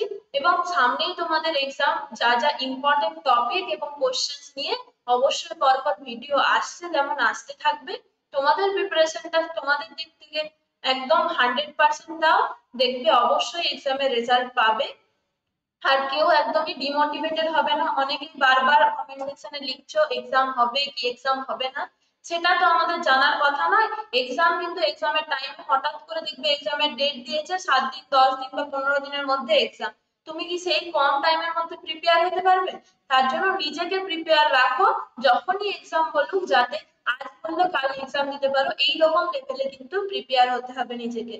তাহলে সবাই কিন্তু খুব ভালোভাবে মন দিয়ে পড়াশোনা করো, একদম অবহেলা করবে না। এই যে টাইমটা খুবই ক্রুশিয়াল, এই টাইমটা যদি একটুখানি মনোযোগ দাও, একটা বছর তোমাদের কি বলবো, একটা বছর তোমাদের বেঁচে যাবে। যে এই 10-15 দিন কি 1 মাস যেটুকু টাইমে হাতে আছে, যদি এই টাইমের মধ্যে ভালোভাবে পড়ে এক্সামটা ক্লিয়ার করে ফেলতে পারো, একটা বছর তোমাদের কিন্তু যে নষ্ট হবে না। না হলে আবার বারবার পরের বছর আরো একটা তোমাদের ইয়ার গ্যাপ হয়ে যাবে। তাই সবাই কিন্তু মন দিয়ে ক্লাস করো, পড়তে থাকো এবং প্রত্যেকটা সাবজেক্ট, শুধু যে বায়োলজি নয়, ফিজিক্স, কেমিস্ট্রি, লজিক্যাল রিজনিং থেকে ইংলিশ, প্রত্যেকটা সাবজেক্টে মক টেস্ট দাও এবং নিজেদের কতটা কোশ্চেন্স অ্যান্সার করতে পারছো নিজেরা অ্যানালাইজ করো। থ্যাংক ইউ সবাইকে। আবার পরবর্তীতে আমরা অন্য একটা চ্যাপ্টারের কোশ্চেন্স গুলো নিয়ে আসবো এবং প্র্যাকটিস করতে থাকবো। চলো সবাই, আজকের ক্লাসটা এখানেই তাহলে শেষ করলাম।